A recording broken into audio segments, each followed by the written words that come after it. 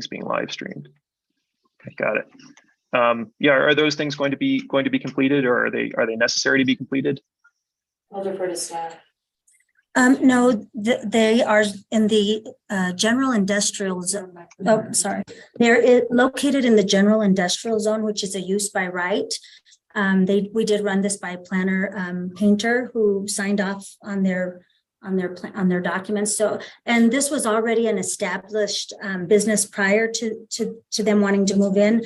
It's been in use as it was actually a hemp extraction business. So it was, the building was already retrofitted for all of that, and there will be no extraction here. So that's kind of a safer part of it. But there was kind of no site plan review or anything because it's a use by right and had already been established. Got it.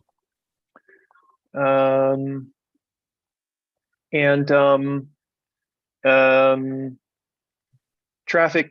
So I just wanted to. So I live next door. So I'm just trying to get a sense of like what the business is, and like I said, I'm just looking at the documents right now, just to try to understand better.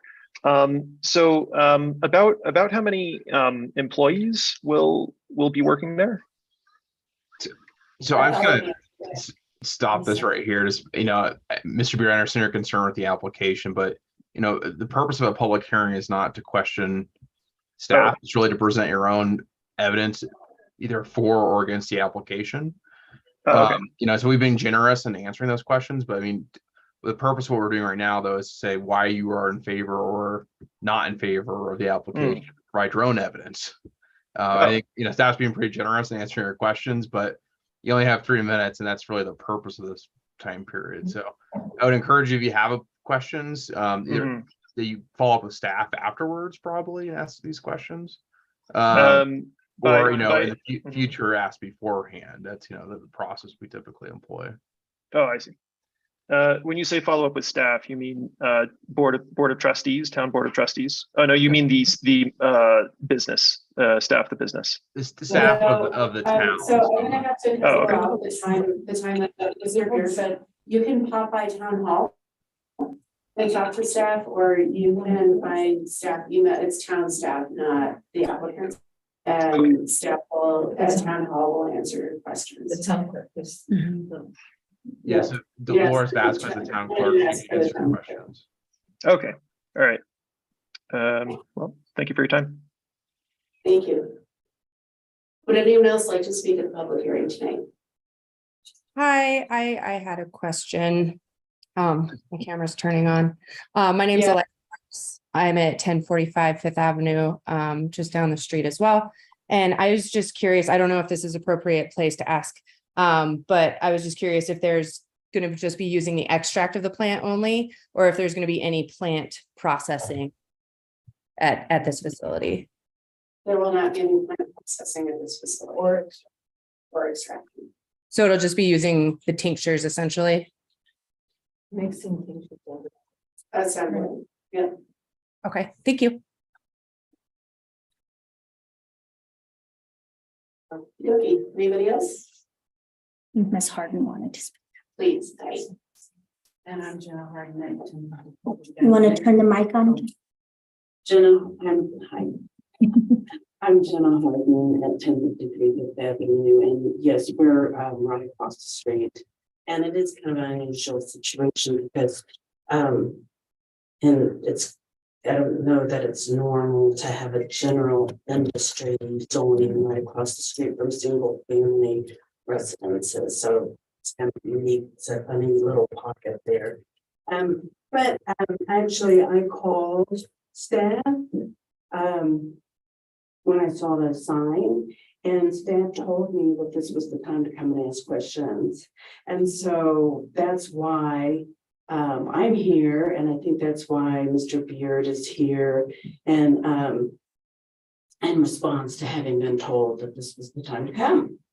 And so concerns, of course, and I think you've addressed it already as far as the smell, that you've never had any complaints about smell. And have you ever smelled it? Can you smell it outside of the building? You know, I think the way we should do this, and I'll defer to Attorney Dittman, is why don't you tell us what your concerns are? And then we'll have a motion and a second and some discussion, and then we can address those concerns during that time. So we can ask the applicant. Okay, Does that sound good? sure. Okay. And so my concerns, of course, are smell.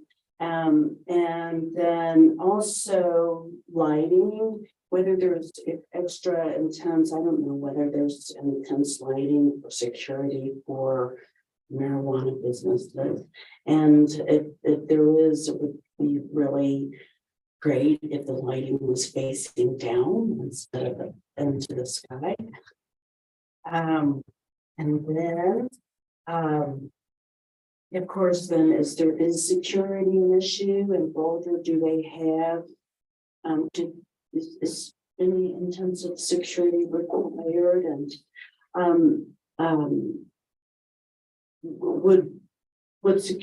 security, are there any security concerns? And then, also, traffic, is there much, I know it's wholesale, so, but, are there trucks? Is there a huge quantities of semis coming through, picking up tons of, and delivering tons of marijuana products? So, and I think, and are there other impacts to the neighborhood that we might expect? Also, I had heard, and maybe this is what the town clerk was speaking to, was that was there another business there before that was a marijuana extraction business? And I had not been aware of that either. So thank you. Thank you very much. Okay. Would anyone else like to speak during the public hearing? Oh, somebody lost the screen. We got it back. All right, then I will close the public hearing and I would entertain the motion.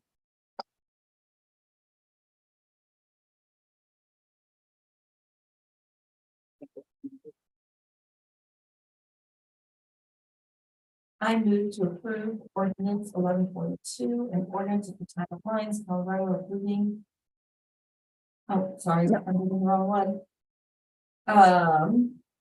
Let's see, I move to approve the marijuana infused product license, transfer location for E&C Enterprise LLC DBA. Conscious meds. Conscious Meds to be located at 1040 Fifth Avenue, Unit 6 in Hines. Thank you. Is there a second? A second. Okay, there's a motion and a second. I believe we have some questions for the applicant. Attorney Dittman, can you go ahead and ask those? Sorry, I was muted. You can. Yep. Okay. So I'll start. About how many car trips per week do you anticipate? 10. 10. Okay, and It's pretty low volume. okay, and are they big semi trucks or what kind There's of never been a transportation? semi-truck, occasionally. A drop or a pickup, and we do most of the deliveries ourselves. If I could just kind of like let you know how it goes, we do large batches of making tincture or chocolate or salve, and then we store it in safes, and we'll probably have about 10 cameras on the interior, maybe 8 cameras on the interior, 2 on the exterior. For the lighting, there will be a light on the south side of the building at the doorway, which is going to be a motion light, and that's for Sergeant Sears' recommendation. So it's not even going to be on all the time. I don't think we need to have it on all the time. The safety cameras work on the light, so we think that we bring it out of that.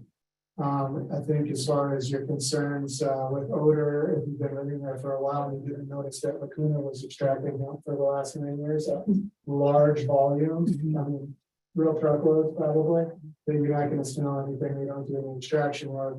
But you maybe a few days a year may smell chocolate, which I highly doubt you'll smell that either, and maybe some type of when you make a salad, it has like a minty eucalyptus menthol scent to it.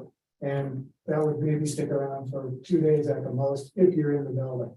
So I don't anticipate any issues with that on the exterior. Okay, great, thank you. And what about lighting?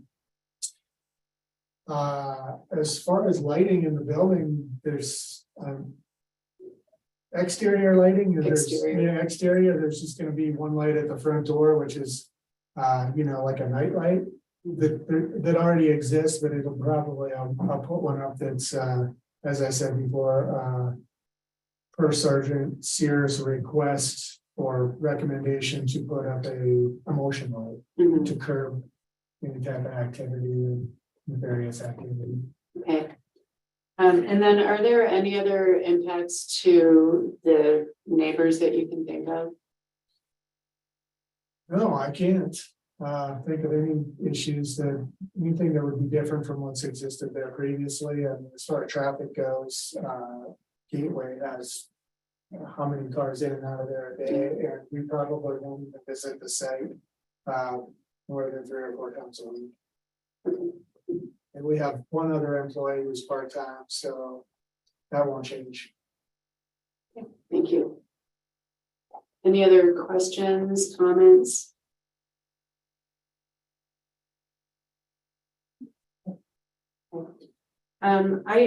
I would like to offer an amendment that we conditionally approve this pending final inspection. Just to dot our i's and cross our t's. No,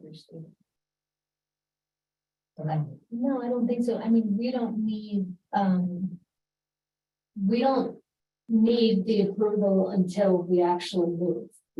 So, and we had been talking to Dolores about it, like what comes first, the chicken or the egg, it's kind of hard. So our plan is to have our cameras moved and then the next day move all of our stuff. And then, but that's where it's difficult. It's like we need to be licensed wherever we move to. So one thing we did do is we took a video of all the machinery that we have, but we understand that you can't. Yeah, how do you license us until you see all of our stuff in the unit? So this is reasonable. Yeah, well, I guess I think that the licensing would occur to let us know that we're moving in, and then you do like a final walkthrough. And then also that would include the utility part, fire, and then Sergeant Sears and I would do one more. Okay, so just conditional, yeah, Director Kaplan. I was just gonna add it would help that we have the business license inspection, which has to come after. So at this point, they still couldn't necessarily have the business until the business license is approved. And so for all new businesses, we need to have an inspection of the facilities, and that happens when everything's ready. The fire department, utilities, and building all have to approve it. But at this point, then they would know they have their liquor license approved and ready to go. Sorry, marijuana license are approved and ready to go. But then the business license would still come at the very end, which I think was kind of the same that it happened with Igati. Yeah. They had their approval, but then they couldn't open until the business license portion was finished, if that helps. That does help. Does that address the chicken and egg concerns? It still may be a little more concerning for them not having the business license, but at least they know the marijuana license is approved. And then it's a matter of, you want the facility to be in shape. We run into a few concerns with new businesses moving in, and try to emphasize, if you're doing any construction, let us know. They're not doing any construction, so they should be okay there when we go and inspect them. In some places, did plumbing or something else, and so that can delay things because now they need a building permit because they actually did construction. So we would be checking things like that, making sure from business, utilities, and fire are all okay with it from a business perspective. Okay, so what I'm hearing is that I can withdraw the amendment to conditionally approve because the business license will have those conditions attached to it. Okay, so I'm gonna withdraw the amendment. Is there any discussion? Okay, I will call the vote. And that motion passes unanimously. Thank you, everybody. Welcome, Lions. Thank you. Okay, is there a motion to adjourn as the marijuana licensing authority and convene as the board of trustees? Is there a second? Any discussion? That motion passes unanimously. Thanks. I keep mistakenly pressing trustees.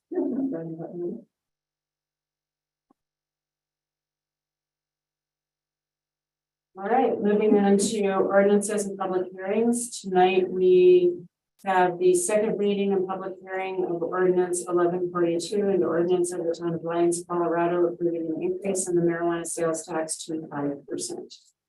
Can we please have a staff report? Yes, thank you. Like the Mayor said, this is the second reading of ordinance 1142, which would increase the retail marijuana tax rate from 3.5% to 5%. Just a little bit of background that we covered at the last meeting.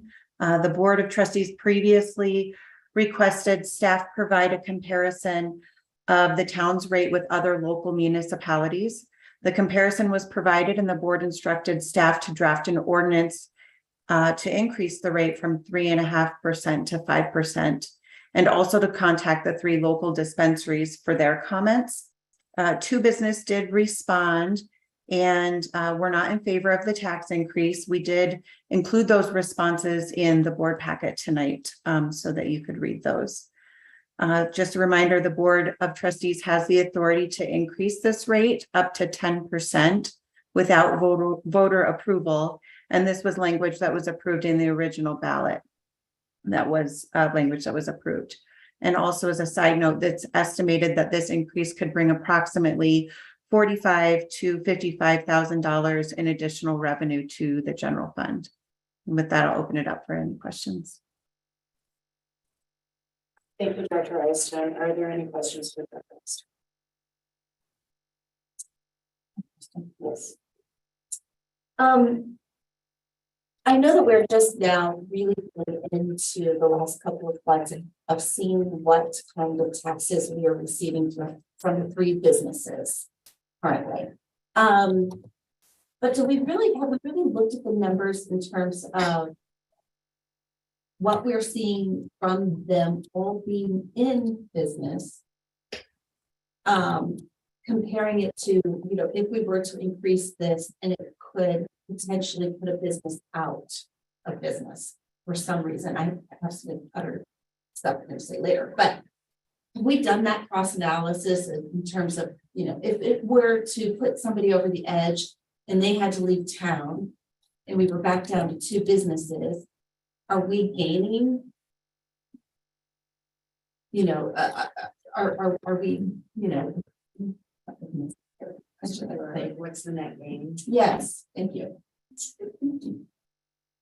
Have we done that analysis? I guess was the question.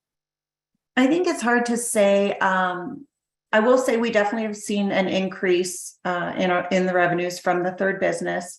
I think it's hard to say without knowing, who specific businesses customers are, where they're coming from, if it's going to put a specific business out. Again, I think it, could depend on multiple factors. We are seeing a decrease in overall marijuana sales revenue as the state is as a whole. So we are noticing that. But for specific to say that it would put a specific business under, I don't think that that's, something that I can really speak to, because I without knowing exactly who the customers are, where they're coming from and knowing that customer base, it's kind of hard to say for me.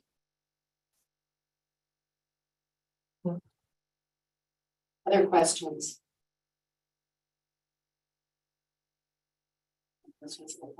I would entertain a motion. Oh, I'm sorry. Public hearing, We're gonna need a public hearing on this one. yes. Apologies, Attorney Devon. I will open the public hearing. Is there anybody in the public who wishes to speak to ordinance 1142?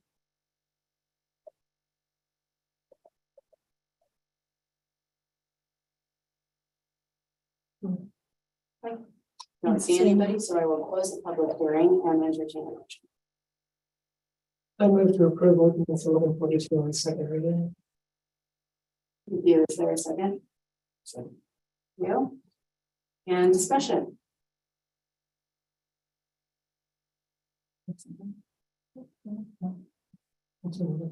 Oh, I can help you bring it up first. Okay.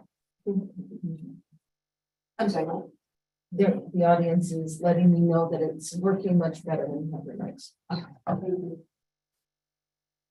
All right, so after seeing our January revenues, I'm reading this because I put a lot of thought into it. After seeing our January revenues surprisingly down or flat, depending on how you want to consider Finance Director Eyestone's report later in this packet. This could be good enough reason to increase this tax. However, doing a bit of researching, I read a couple of articles recently, one from Cannabis Business Times and another from CPR. It is clear that the market is no longer riding on the COVID high. Sorry, I had to use that term, it was just too easy. According to Cannabis Times, causes could be market maturity, oversupply, or pricing. It's declining in other states around the country, and according to Colorado Department of Revenue, taxes and fees are down $90 million with a 17-month straight decline. Either way, it looks like a market correction is taking place in this industry. So I am doing it about face, which I think is kind of funny since this was one of the things that I thought was really worthwhile for our board of trustees. So in order to be a little bit more business friendly in this particular case, I think that we should give our cannabis retailers a chance to evaluate their business models and time to adjust to a changing market. We're all being impacted by inflation and an uncertain economy. I think it's time to be a little bit more, to give this a little bit more consideration. Are we better off having 3 successful retailers and now a new, hopefully infused product business in town? Or is it an increase of 1.5% in tax, equating to about $50,000 in revenue for our general fund better? So I don't think we really have enough analysis to answer this question yet. So I'm either voting no and suggest that we reevaluate in the 6 months to give our retailers a chance to make some adjustments, and that we revisit this for next year's budget. Or I am open to making an amendment, but I am open to also other trustees' inputs first, that we could pass this, but not enact it maybe for about 3 months to give businesses an opportunity to make any adjustments to the business owners. That's my thoughts for him. Thank you, Trustee Williams. My bigger concern is revenue for the town and the limited opportunities we have to increase our revenue. And I have also read about those trends, but not enough for me to feel like I would want to see us today. Also taking a look at the finances, I feel like we have a lot of explanation to know that those are officially low at this point, that they in fact are going to be probably commensurate to 2022, once everything is in and done. So I am still in favor of that.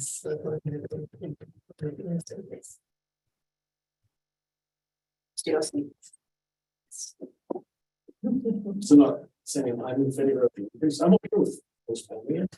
I don't see, same thing, I understand that the marijuana industry is being, they have to tell you right now, so that I've been for a while. But I also feel it's an extra that people get. Like, we are wanting cigarettes, and if they want it, they're gonna pay the extra. that's just how, in a way, I feel like you have to disincentivize having to buy it. So that's, I'm not one of these.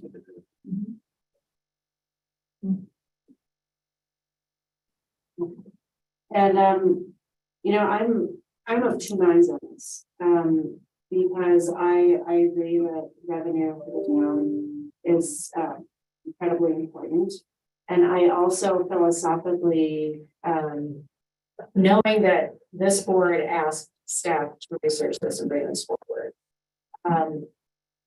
When we asked, the inflation was not quite as high as it is now, and so philosophically raising taxes on a product in times of inflation and a market downturn is difficult for me. Attorney Dittman. Yes.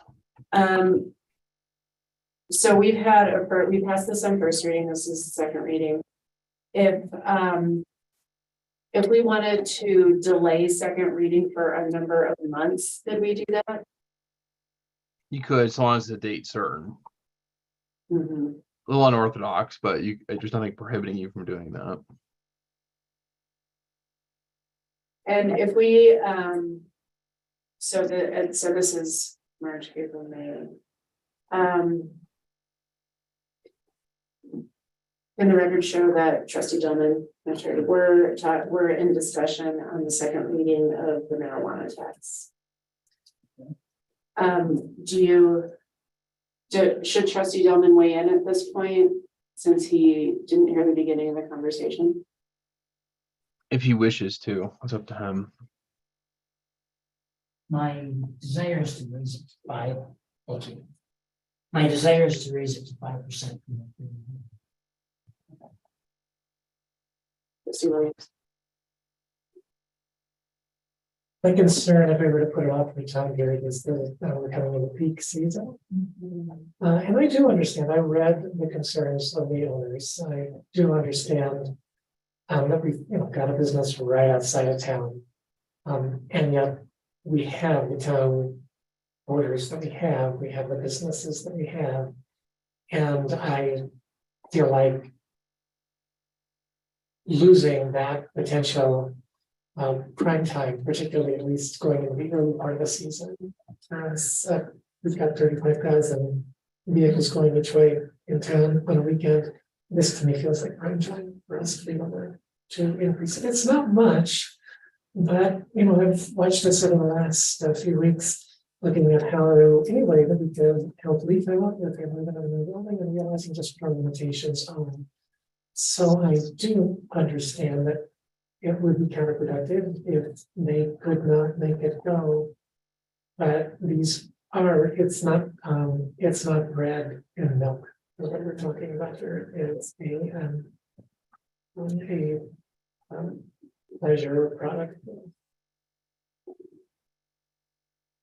Thank you. Is there other discussion or amendments?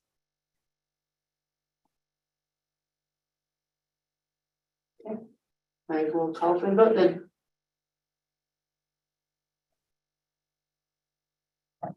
And the motion passes 4-1. Thank you.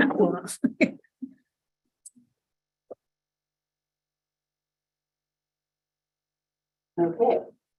Next is first reading of ordinance 1143, an ordinance of the Town of Lyons, Colorado, amending section 13-2-80 of the Lyons Municipal Code, increasing the maximum capacity of customer-owned generation of electricity to 25 kilowatts. Jeff, report please. Hello, Mayor and Trustees. So a number of years ago, when we first started working with solar and passed the ordinance that would allow customers to get solar put on their or any type of actual generating source, could be wind, you know, other sources. You can say solar, that is the only source we have in Lyons now.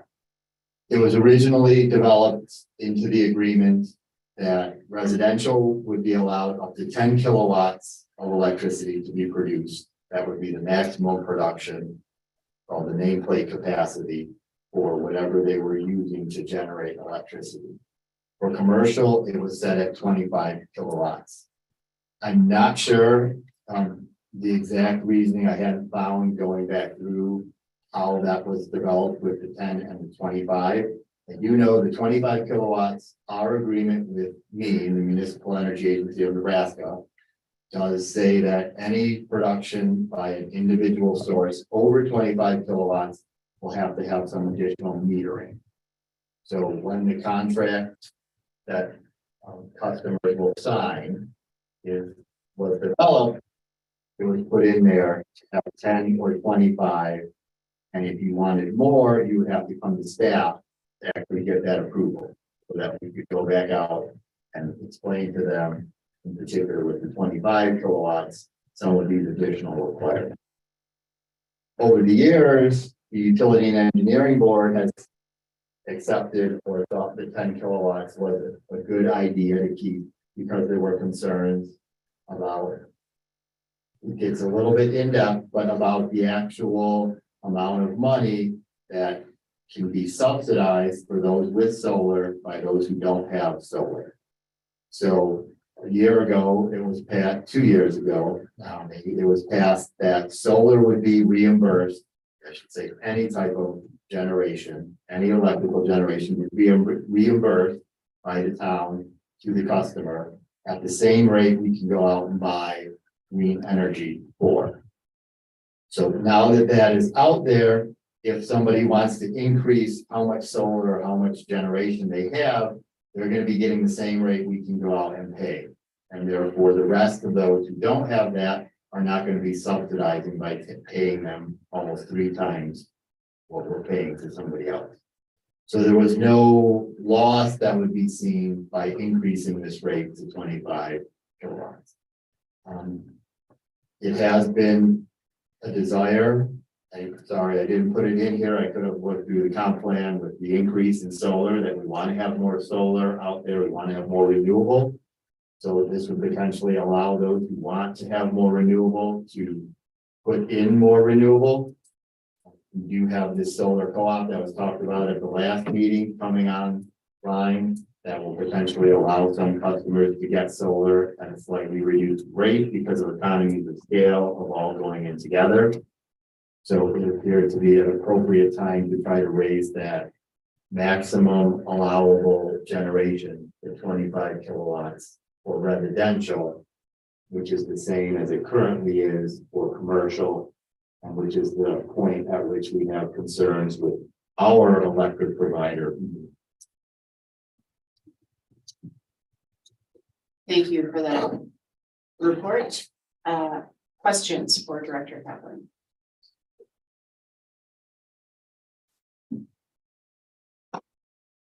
I'm still a little vague. Does this have any? It sounds like this is a good advantage for the customer, a residential customer. Are there any disadvantages to anyone or ourselves included? I don't see any disadvantages to the town. The only possibility I could come up with for a resident was potentially if they're not paying attention and someone comes and tells them they should go to the maximum 25 kilowatts and they can't actually get their system to produce that, not because the town can't take it, but you could put all those panels on your roof and not actually be able to take advantage of it because of the way the roof is angled or something else. It's a little bit of a fail-safe having that 10 kilowatts. In general, contractors are supposed to explain, I believe most of them do, what their benefits are, how much they can actually take advantage of, what put into their home. And yeah, that's just trying to come up with some devil's advocate type scenario.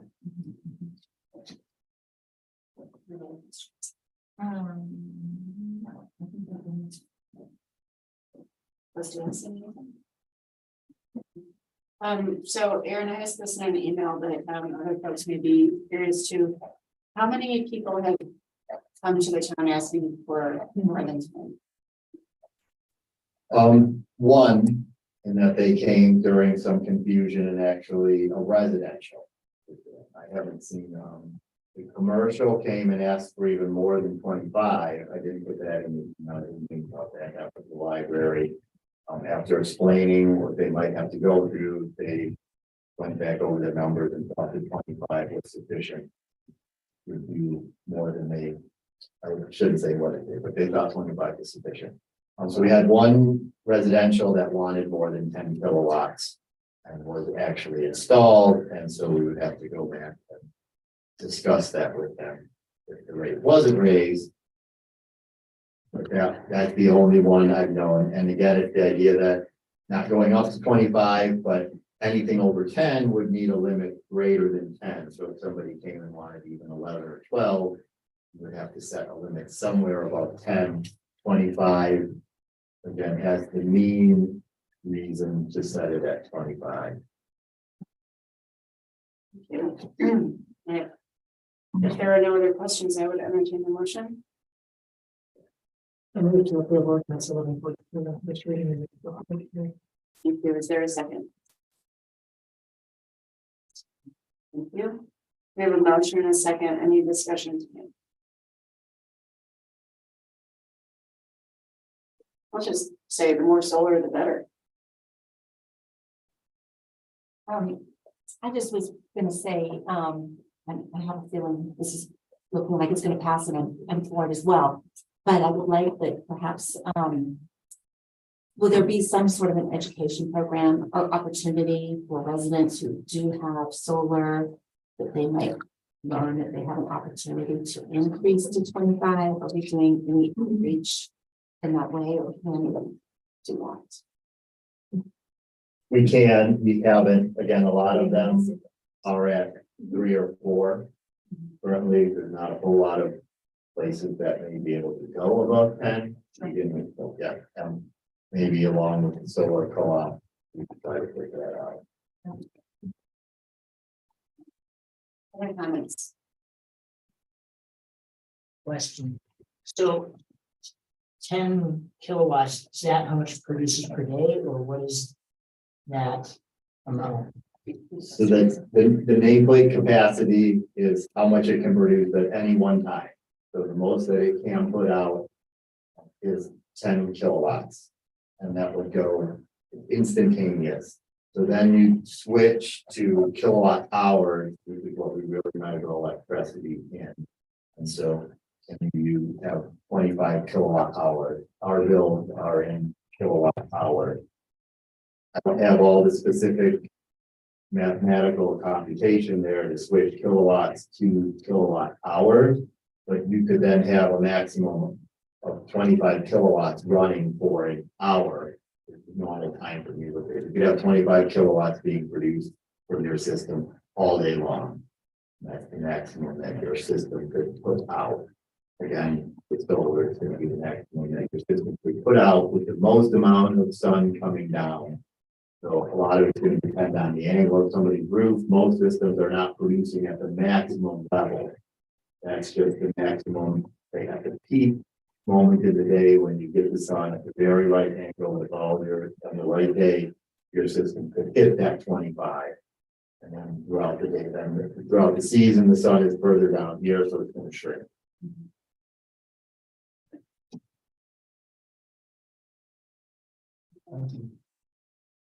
Other comments?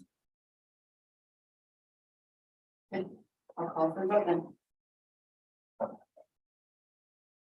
Motion passes unanimously.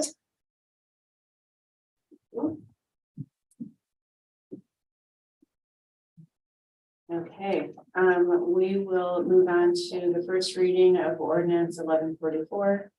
An ordinance of the town of Lyons, Colorado, approving an agreement to buy and sell real estate for 2157 Apple Valley Road with Ernest G. Sparks and Catherine J. Sparks. Is there a staff report? Me again. So, yes, we're back again. In a number of months now, and looking at the purchase of this property. Again, it was an old water tank that the town had, a piece of property with an old water tank on it that's not been used in I don't know how long, but it was declared surplus. And so the town looked at selling that property. And after negotiations, have come up with this buy-sell agreement for the property that is before you. Any questions for staff?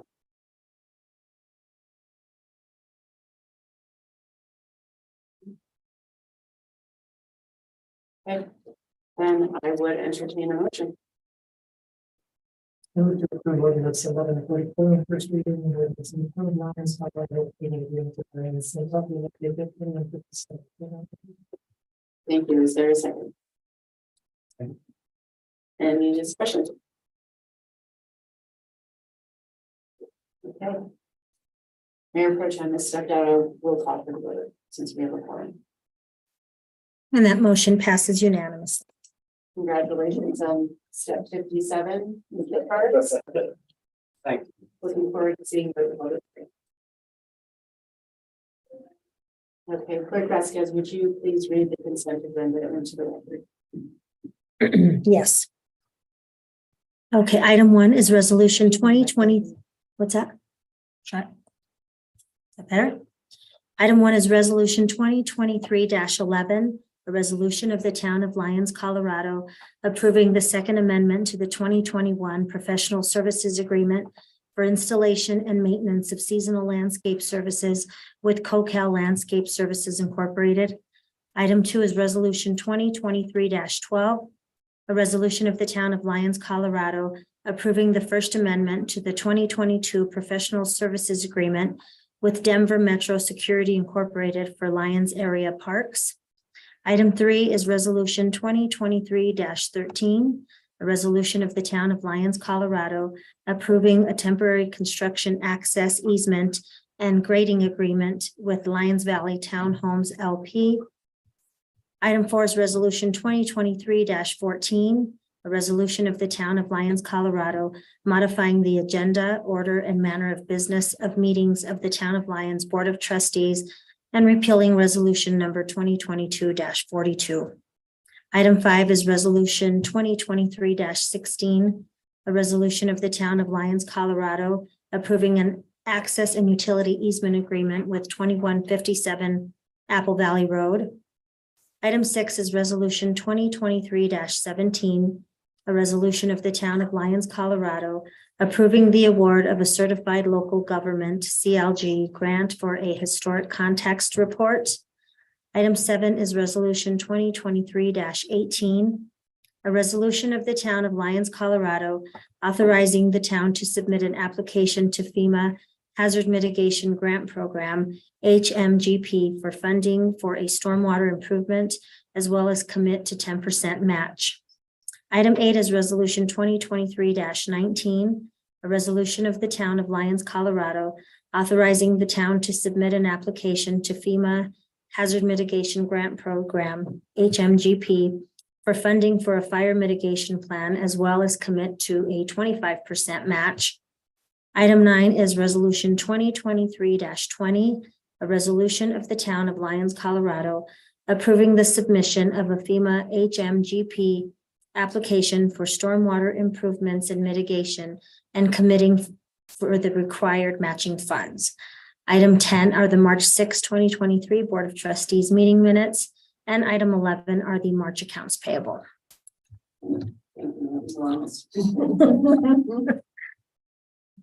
Is there a motion to approve the consent agenda? Motion to approve. Thank you. Is there a second? You know, any items anyone would like to put on consent? Yes, I'd like to go 3, please. Which 3? Number 3. Oh, number 3. I thought you were pulling 3. Just right. Anyone else? I would like to pull 3 of them. I would like to pull 7, 8, and 9, please.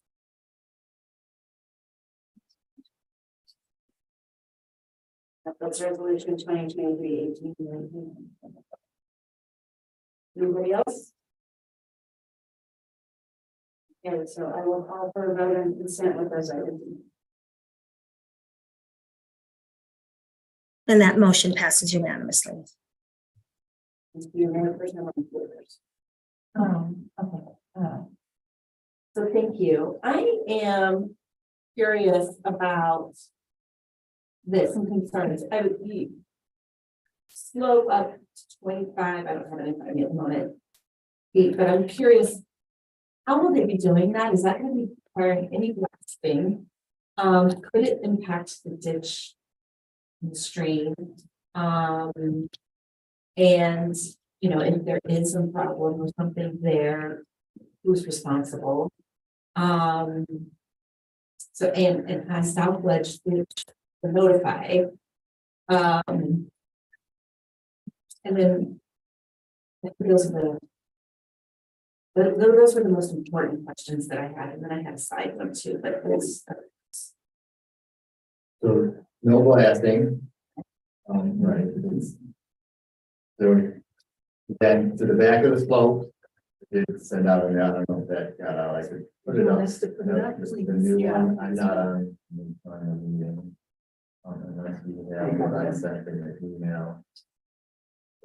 Didn't get a chance to read it. I got time today.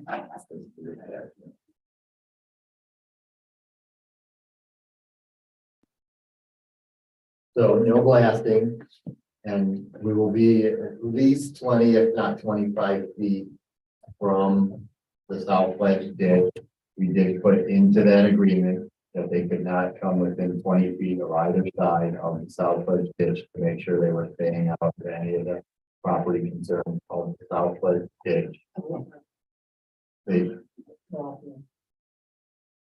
Right, we get a little complicated, I would suppose, with it's town property, but the ditches have their easement right of way through property. So we were making sure we would not even be on anybody's ditch. I'm trying to as I talk.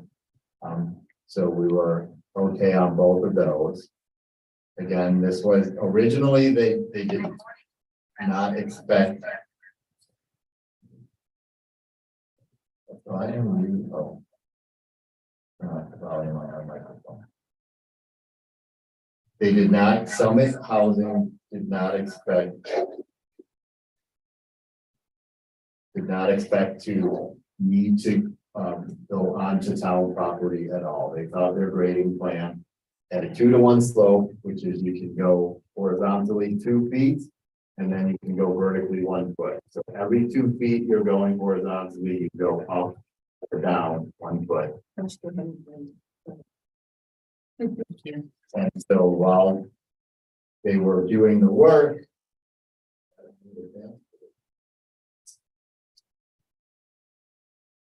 when they were doing the work, they realized in order to keep that 2-to-1 slope continuous, they would need to go onto town property. So they then submitted a new grading plan that was reviewed by our engineer. And we both have walked the site a couple of times to make sure there would not be any impact to the ledge ditch. And to make sure that what they were doing would be a consistent slope.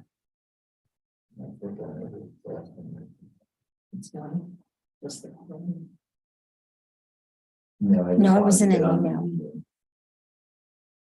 So, is there a password anyone there? I don't know why that's.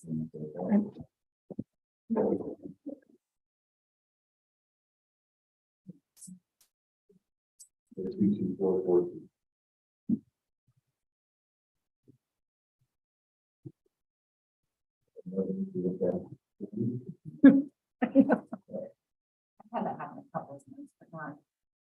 This is the moment for us, y'all. Do you have my email? Let me do it. Okay. Just to show you where they were going, there are a few spots on a couple of lots where they're just going 3 or 4 feet beyond their property boundary into the town property. We own the parcel to the south of 8 or 9 of the lots that are over there that runs along the South Ledge Ditch. You can picture where the alley is just to the east of that. The alley is a separate parcel, but just to the east of that, along the whole hillside, We own that property. Oh, yeah, we'll show you. Yeah. So when you say the South Ledge ditch, because I didn't, yeah, let us just find out. Yeah. During what was the, when did? Today? Is that-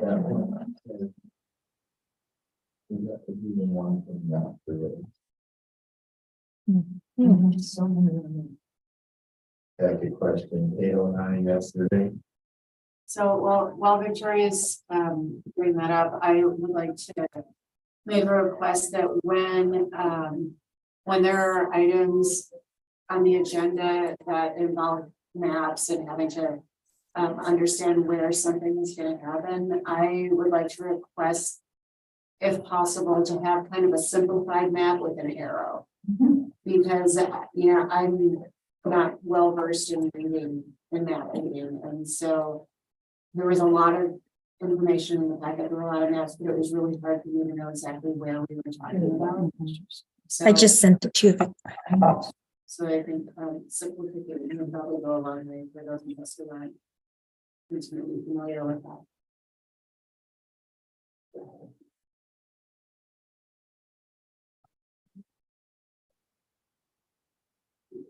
In the meantime, I do have a question that perhaps Attorney Whitman can answer.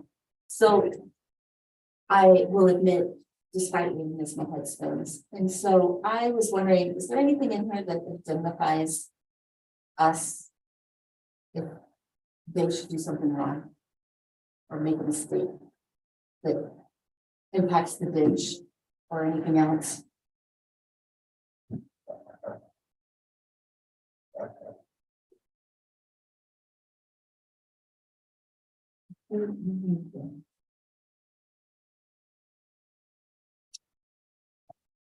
Attorney Whitman, did you hear my question? I wasn't sure. You were asking whether there's an identification Yeah. provision in here. Yes, please. And I'm pulling, I think there is, I'm pulling up to review to point directly where it's at.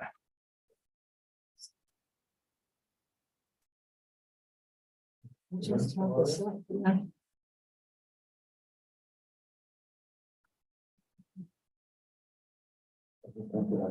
No, I have it, but I just didn't get down. Oh, it came up on mine. We'll take it. That works. There's one that shows the grading. Okay, there's two that let me click on this one. Great. Is that it? However, I hesitate. Are you ready, Attorney Dittman? No, go ahead. I hesitated to use this because Google Maps is, you have to move that up about an inch. That grade, that where they put the property lines on the map is not accurate. It's all a bit north, which is why the grading plans show the trail to some extent in a more proper place. So it gets difficult with what to use.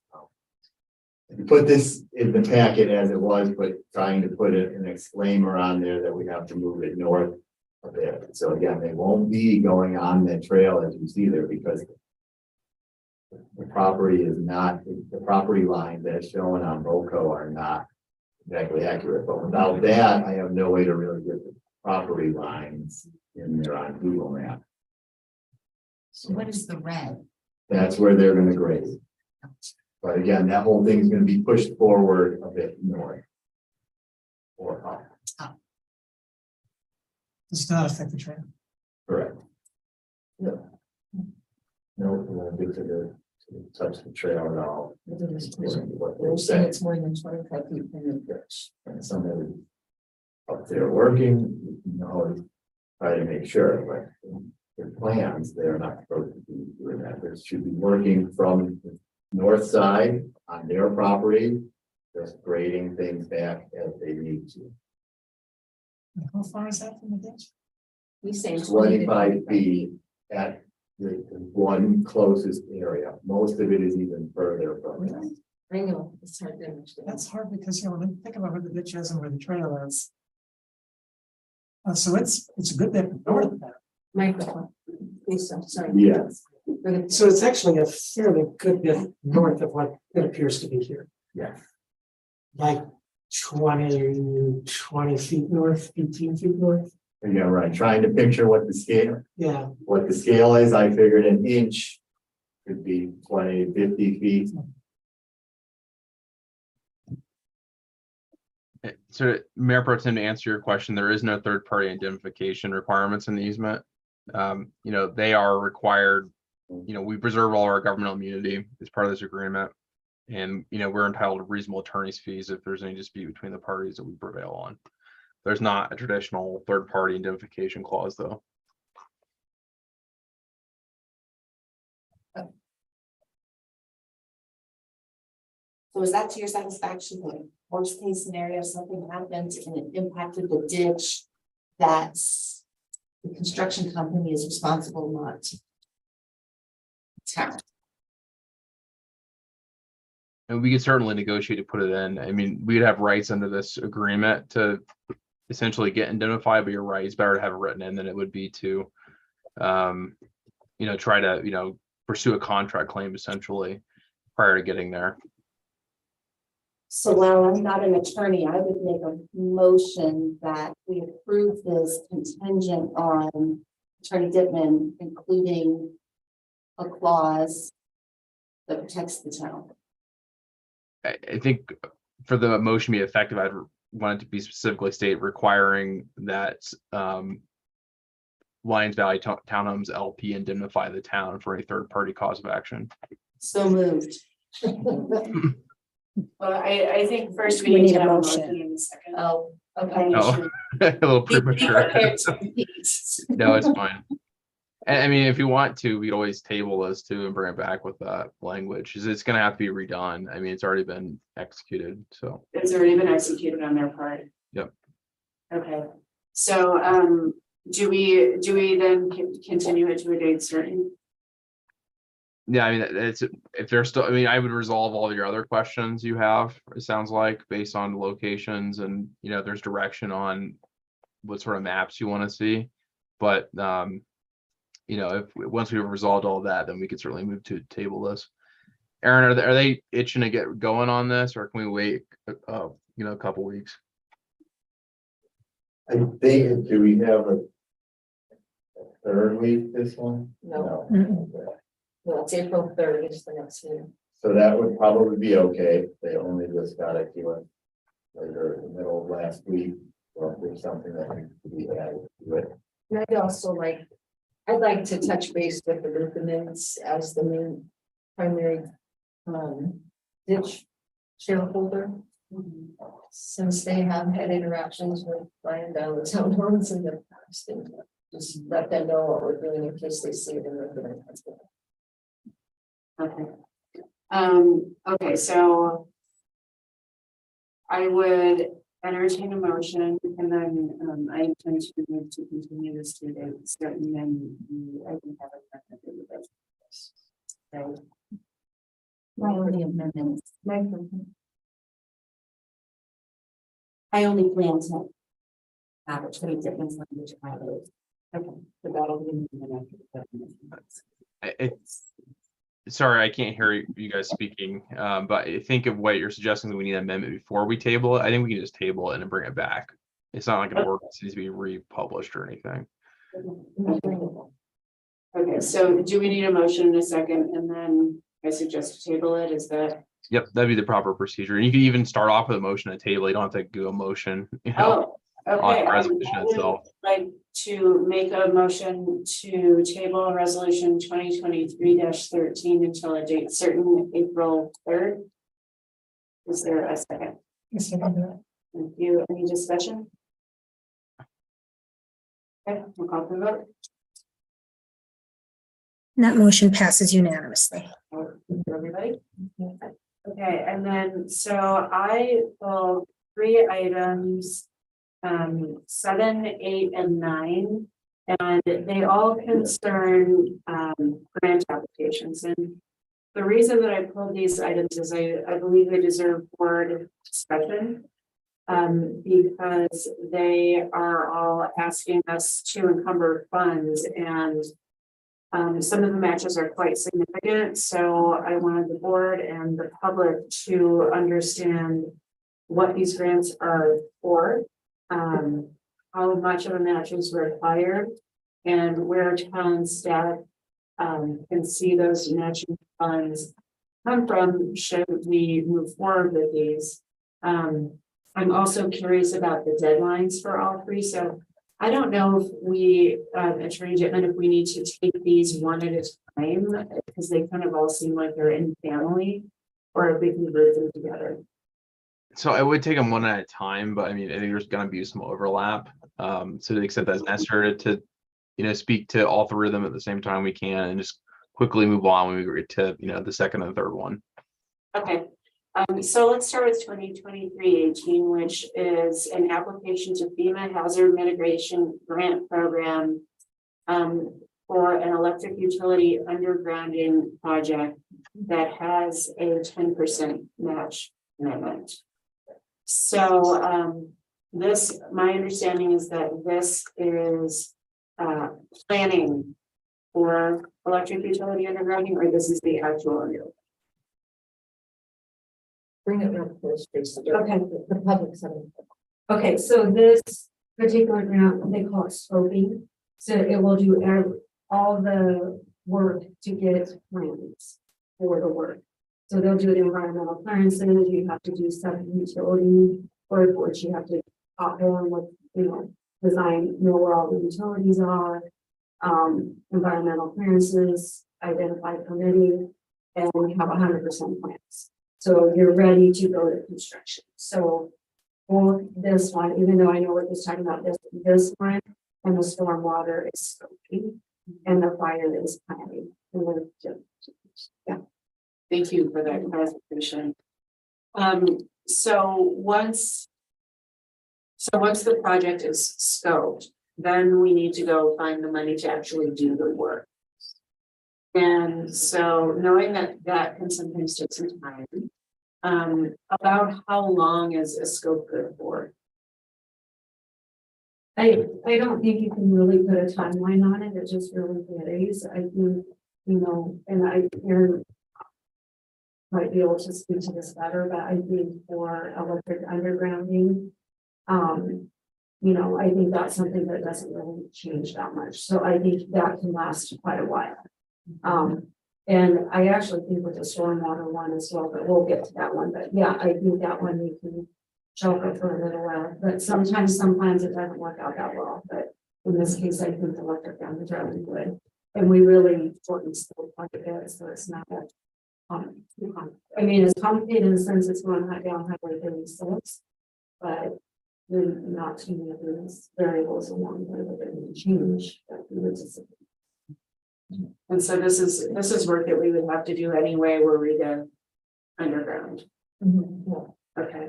And so for the folks who are watching tonight who haven't read the whole consent agenda packet, what's the dollar amount for the 10% match for this, and where do you anticipate those funds being encumbered from?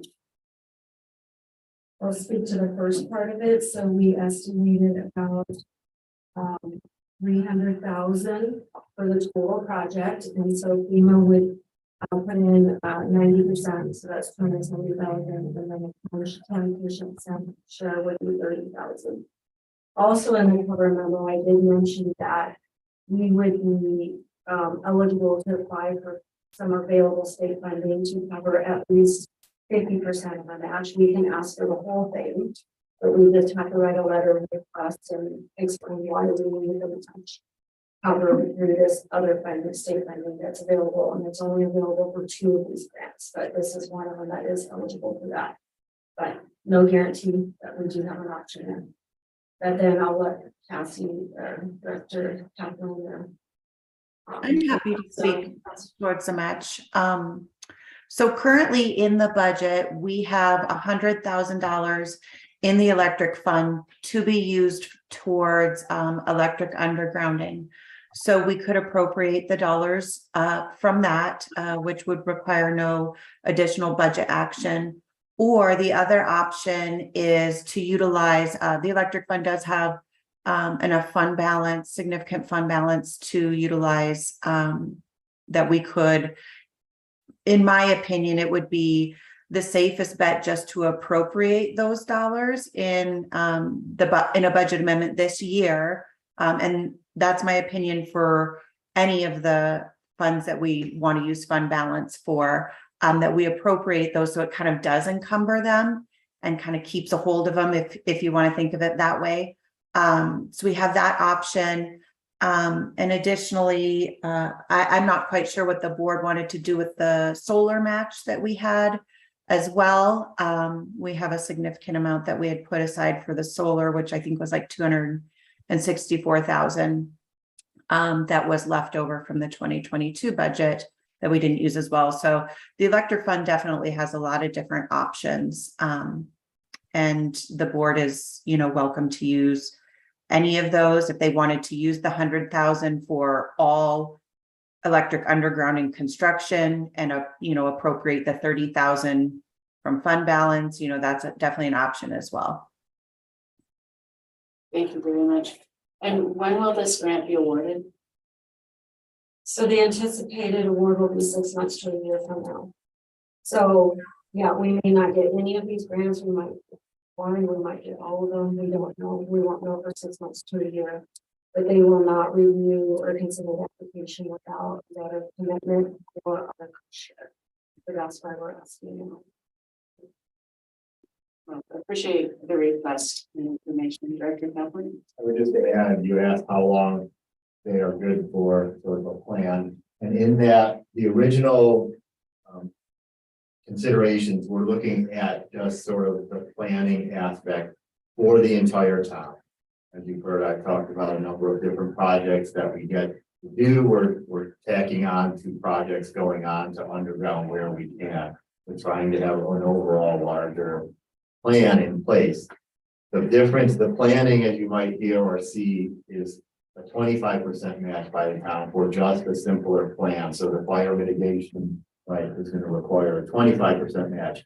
A scope, which gets you right up to the edge of construction, is only a 10% match. And so in discussions of the overall plan, and if that would last as long for the entire town, we talked about, well, that's a 25% match. And does it do us as much good? We look at it. This one, the scope is specifically from the 3666 intersection where our line comes up out of the ground from all the way out at our substation. That's where it comes up. And then it's overhead through along the south side of 36, all the way through where it's not servicing anybody, and any issues there affect everybody. And it's the area where we also have Longmonts on the poles along with us. So potentially when we do go out for construction, there may be some joint abilities to work there. So we looked at this scale back scope where we could only put up 10% and have something that once ready for construction, we could look at really moving forward for right away, if possible, if we have the funding rather than just the plan, which we might have to put as much up for an overall plan that may take much more than a year, let's say, to underground the entire town. Thank you very much. Any other questions about 2023-18? Well, since I pulled it, then I'll make the motion. I'm sorry. Yes. So when you're coming up with the estimate, I don't see it in this one, but I think I read it in one of the other ones that you were sort of estimating based on what it costs to do the stormwater plan that was created quite a few years ago. A different one, because I was gonna say that kind of updated, I'm No, sure that's really a good on. Yeah, when we get to the stormwater one, I did do that. I took their estimate for construction plus 10% for inflation. And then I took 30% of that for design, because in our experience, it's about 30% of your construction costs is your design. But on this one it's about $1 million a mile to do construction. So that's how you came up with. Yes. Okay. Yeah, and that's based off of research that the town engineer did. Thank you.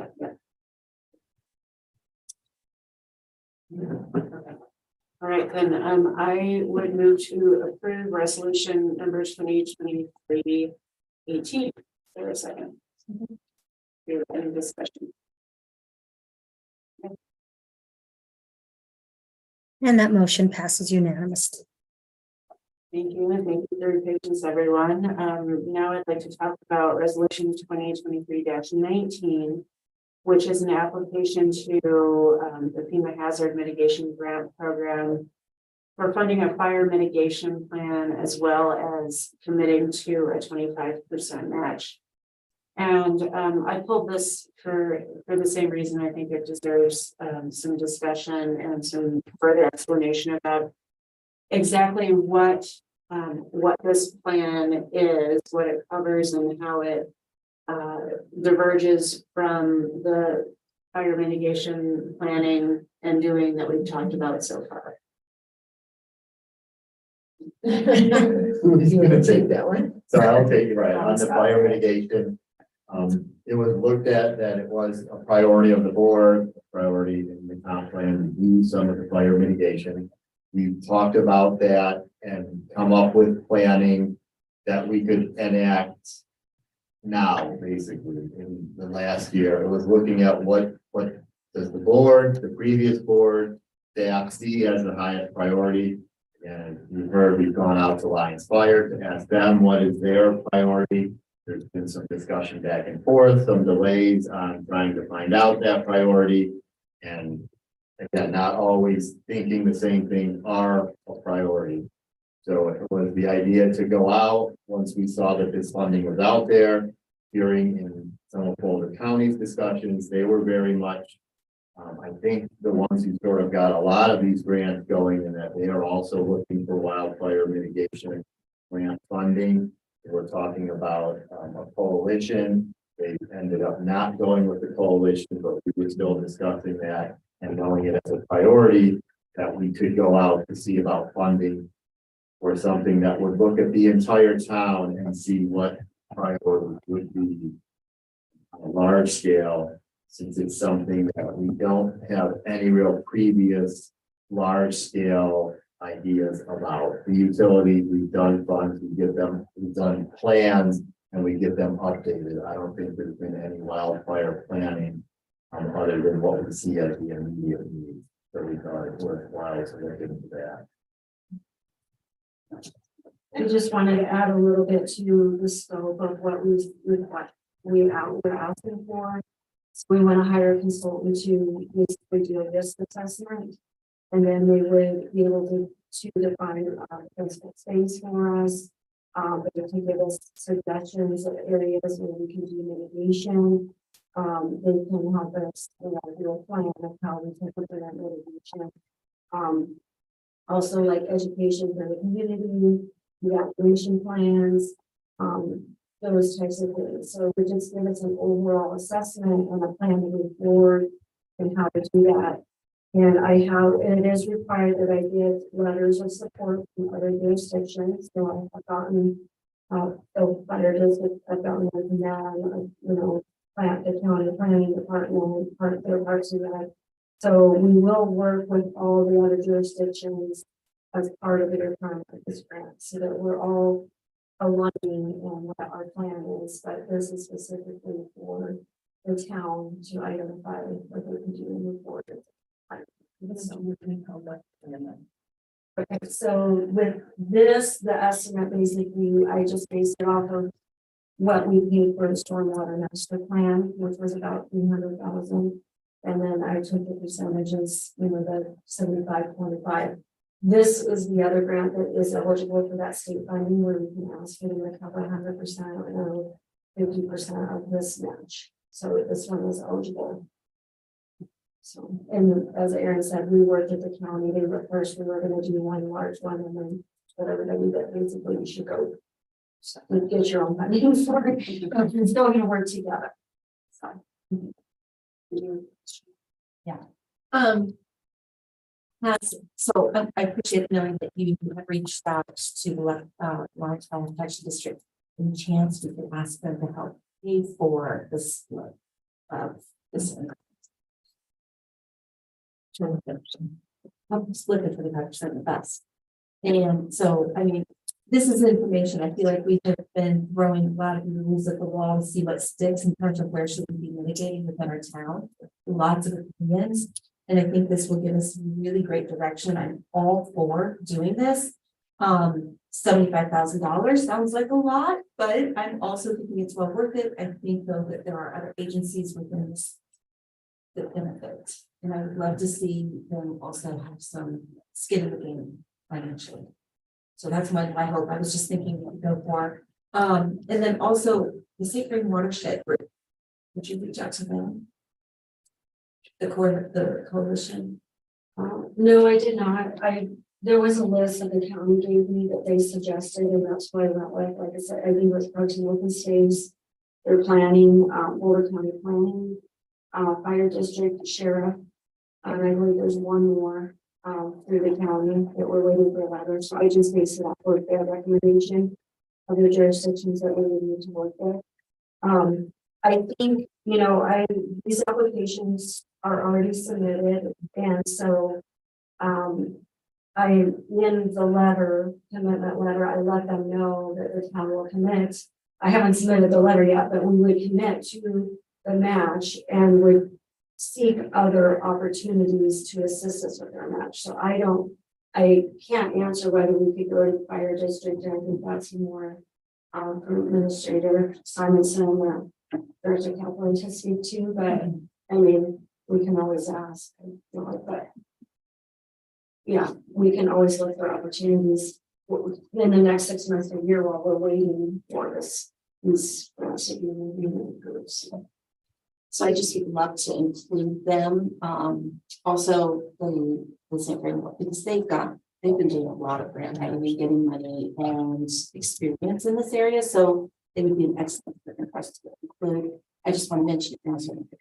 You mean the water center or St. Ring? Water center. The St. Ring Water Shed Coalition. Well, there's I can look it the left-hand St. Ring up. Thank you. Conservation District, and then the Watershed Center are two entities that we have talked with. Both of them, the Watershed Center really was the one who did the Jamestown ones. And then also the left-hand conservation, left-hand St. Ring Conservation District. Left-hand water. I'm certain of us. And they are both have been talked to. They are on that wildfire mitigation is on a list of plans that we have, along with some other items that I've looked at. They both mentioned having other grant funding in addition to theirs is beneficial. I received an email back on the separate stream bank project where, yes, if you're showing federal funding, that's going to help when we go to our board to show that there is some funding here that you're reaching out for other resources. And on the fire district, we can ask them. I do know that we were just talking, there's another document called the Community Wildfire Protection Plan. And there is a Lions-based one, and they were feeling they were pretty comfortable with the one we have. The county is going back out to redo their whole county-wide one, and there's some discussion. So we can ask them to see where they're at, but I know on some others, they've been mentioning what responsibilities are the towns versus the fire district. Thank you. Cassie, do you have anything? I'm sorry, Director Eiston, do you have anything to add? I think, and this kind of applies to all three, is that I'd like to receive direction on where you would like to appropriate the dollars from, because that will determine what goes in a future budget amendment. So just with respect to this one specifically, we do have the rollover funds from the wildfire mitigation that was from 2022, about 89,000 in rollover funds. Staff has currently identified 60,000 to be used towards other mitigation efforts in 2023. So we have 30,000 remaining in those funds. So we could always appropriate those dollars, or and in addition to, because we would need to appropriate the full 75. We do have fund balance from both the general fund and parks fund that could be available from 2022 as well.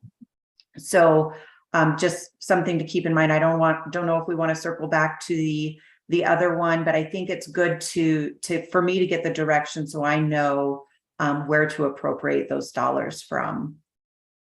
And is that an answer that you need tonight? Well, I think if we're going to commit the funds and send the letters, and Attorney Dittman, correct me if I'm wrong, I think if we're going to commit the funds, we should know where the source is coming from. However, I think in all three cases, we have a few different options, so it's not like we're at a lack of funds.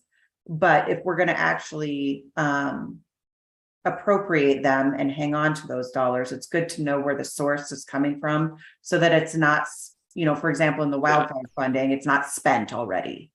Yeah, I would agree. I think if we're going to actually, with, you know, we're required to encumber the funds. If we're actually going to do it, we need to identify where that money's coming from, just to avoid mistakes. Apply for the state. Yeah, and apply for the state funding. So, I mean, how were we gonna do this before when this was just on consent? What was the plan to appropriate the funds? We had I think the resolutions were written just as we were committing to it. At that point, we haven't sent with them.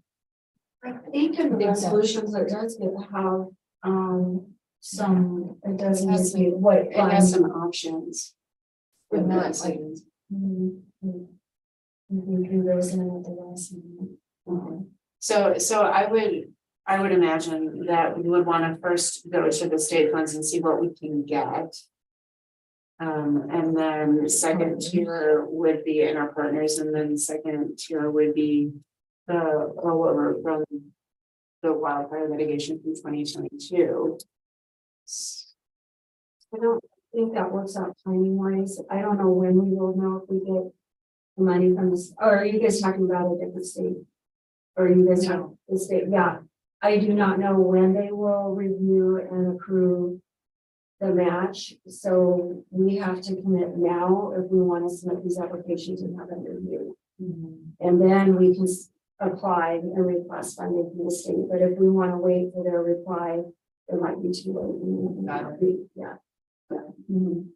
Yeah. So we can appropriate the dollars if you choose to move forward with the commitments tonight. We can appropriate the dollars in a future budget amendment or utilize currently appropriated funds. For example, in the electric fund, we have the $100,000. It's already appropriated and approved in the budget. But that fund does have definitely sufficient funding to do both, if you wanted to do both. And then we could move forward and appropriate in a future budget amendment, and then reduce that appropriation next year, because it doesn't sound like we may not know until next year. If we are awarded the funds, then we can reduce the appropriation as necessary. But at least this way it conservatively holds on to the dollars that we've already committed to saying we will provide if we're awarded the grant. So did I hear you saying, I understand that we talked about the electric fund for utility undergrounding. Are you saying that we could also use some of that? No, I didn't think so. Okay. Yeah, so I think we should do it one by one if we want to talk about it one by one and decide. Well, I think on an individual basis. The one for undergrounding utilities from the electric. For this one, I do think we should take the $30,000 from the fire mitigation rollover. I wouldn't want to do the whole thing because we've committed already to this year's, which I don't want to undermine. And then you've got in here parks and general fund. And so I was wondering, being more specific on that. So in, Wait, hang on. I'm sorry. I Director can't. Austin, please go ahead. Okay. In the original wildfire mitigation funds were split between parks and general fund. Hopefully I've got this right. The general fund committed 75,000 and the parks fund was maybe 50,000. I might have those a little bit wrong. So we could do the same split. And those funds would come from fund balance that was left over from 2022. through additional revenues that came in over budget or additional or less than budgeted expenditures. So, or it's a combination of both. So to be a little bit more specific, I'm anticipating the general fund to have a couple $100,000 left. That is over what we anticipated because of additional revenues and less than anticipated expenditures, and a similar, not to the same degree in the Parks Fund, but a similar. So we definitely have the funds that could be appropriated from there if we wanted to do that. So Mayor Pro Tem is fine with that.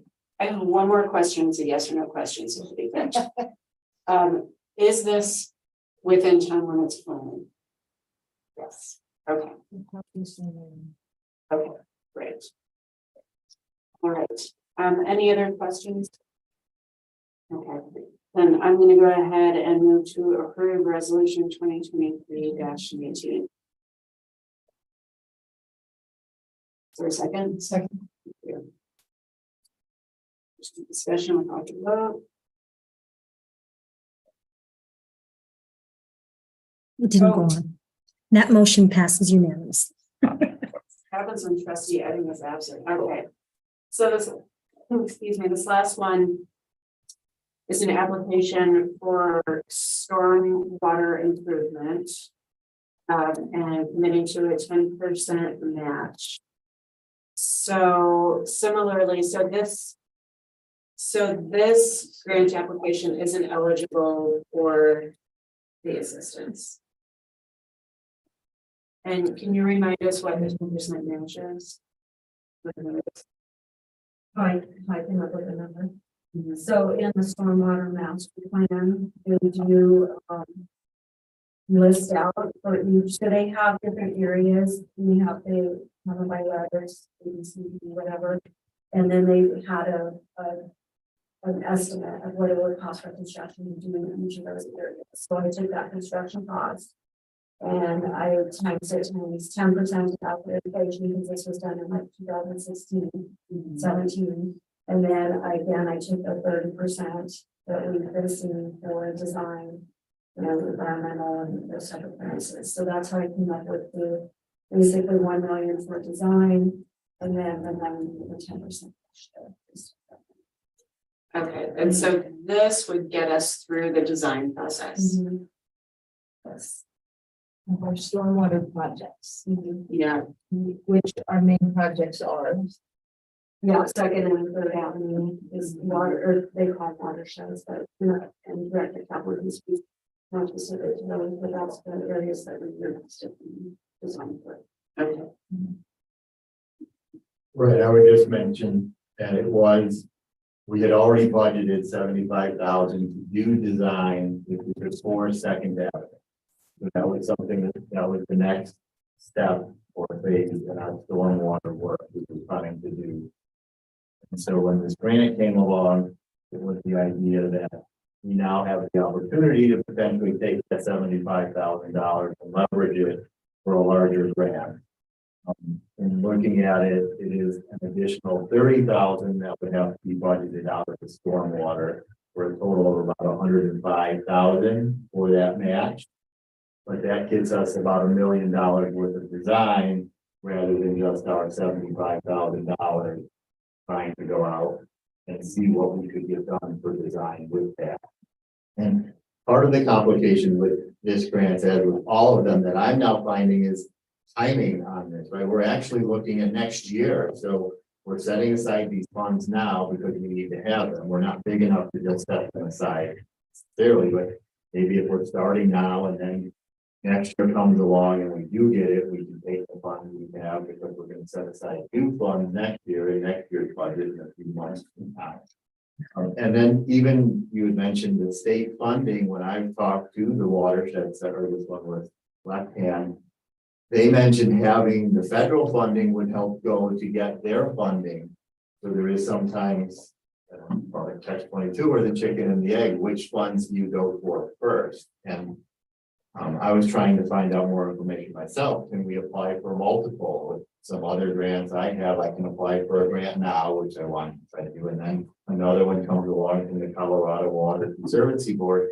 And shouldn't we be applying for all of these? And then, okay, we're declining yours because we were awarded this one. So I haven't gotten fully through how that works, but it seems like we want to try to be applying for grants and then be able to decline them if we have other sources of funding, or be able to use a grant we do have for the next opportunity that comes along for the additional funding, and how we match all of these various sources up to get as much funding as we can. That makes sense. And so, and you might not know the answer to this, but I'm thinking about the Federal Infrastructure Act. And are these FEMA opportunities, are they from the Infrastructure Act, or is that different? And can we look at how to take advantage of that? Honestly, I'm not sure if it came from that, but I do want to mention that generally you can't match federal dollars to federal dollars, so. As we are paying for it. Yeah, I mean, you can do it with CDBG. That's federal, but we use that with FEMA, but generally. So. Thank you. Yeah, and and my thoughts were, well, say we apply for and we get this grant for the, can we use another grant for the construction and perhaps another infrastructure grant to put a new road?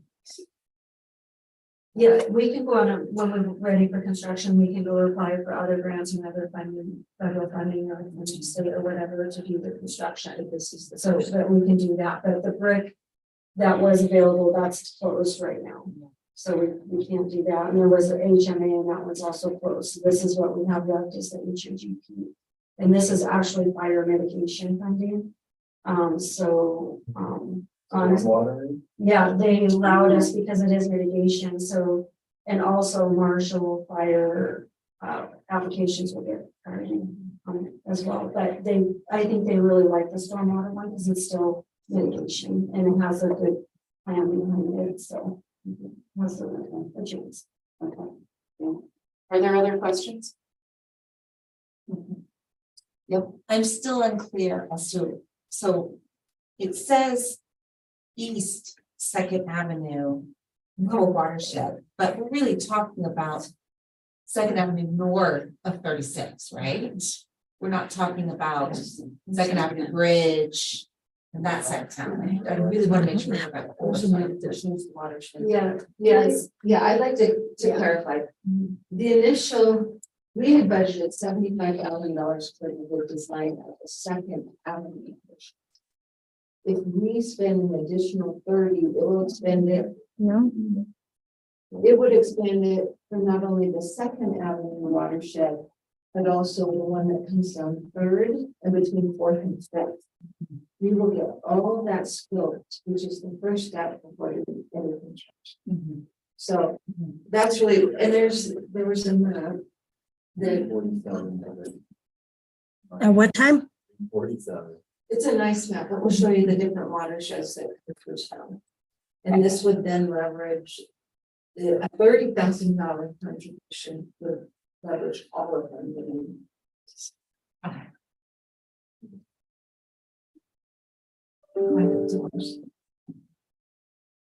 And it's just labeled, that's just how it's just the consultant, when they did the master plan, that's just how they did it. You'll understand what you said. Yeah, but there's a map in that master plan that ties to that. Well, I had a yes, it is that one.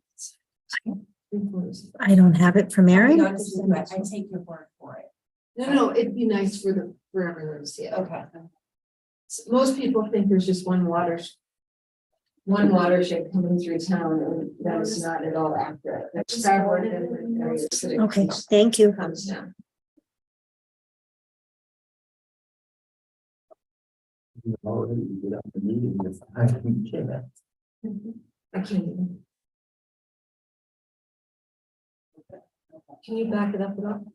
For the purple is what they're calling. Eastern, which is what we call Second. You can see that they're First Avenue. There's all the houses in the middle of First Avenue. And it forwarded right onto Second Avenue. And that yellow one is on Third Avenue. Once you go in, again, we can send the link again. I think it's sent it a while back on the stormwater master plan with all of the various options there. And they gave us some variations. So while they label it J and K, maybe one of them is to actually just put in some curb and gutter and drain what little bit of water you can. And the other is to actually put in inlets and full stormwater pipes in. And so we have F is the big one for Third at the very top by the cemetery. And then we have Second Avenue one, which would run down from Mountain View, First Avenue, and Second, where they all come together. And down Second to then Main and Broad. You can see the red is getting to south of 36. South of Main So we're not looking at the red. Same thing north of Main Street. That's, yeah, Thank you, that's what I needed. thank you. And, I think this is a great grant to go for. I think it will address a lot of the concerns of folks who live on the north side of town. And, it's the first step to revitalizing the streets and towns. Okay, so then if there are no other questions, I'm going to move to approve resolution 2023-20. Is there a second? Second. Trustee Williams seconded. Any discussion? Great. Motion passes unanimously. Thank you, everybody. Thank you for your patience and walking through these with us. It is much appreciated. I would like to take a 5-minute break. It's 9 o'clock.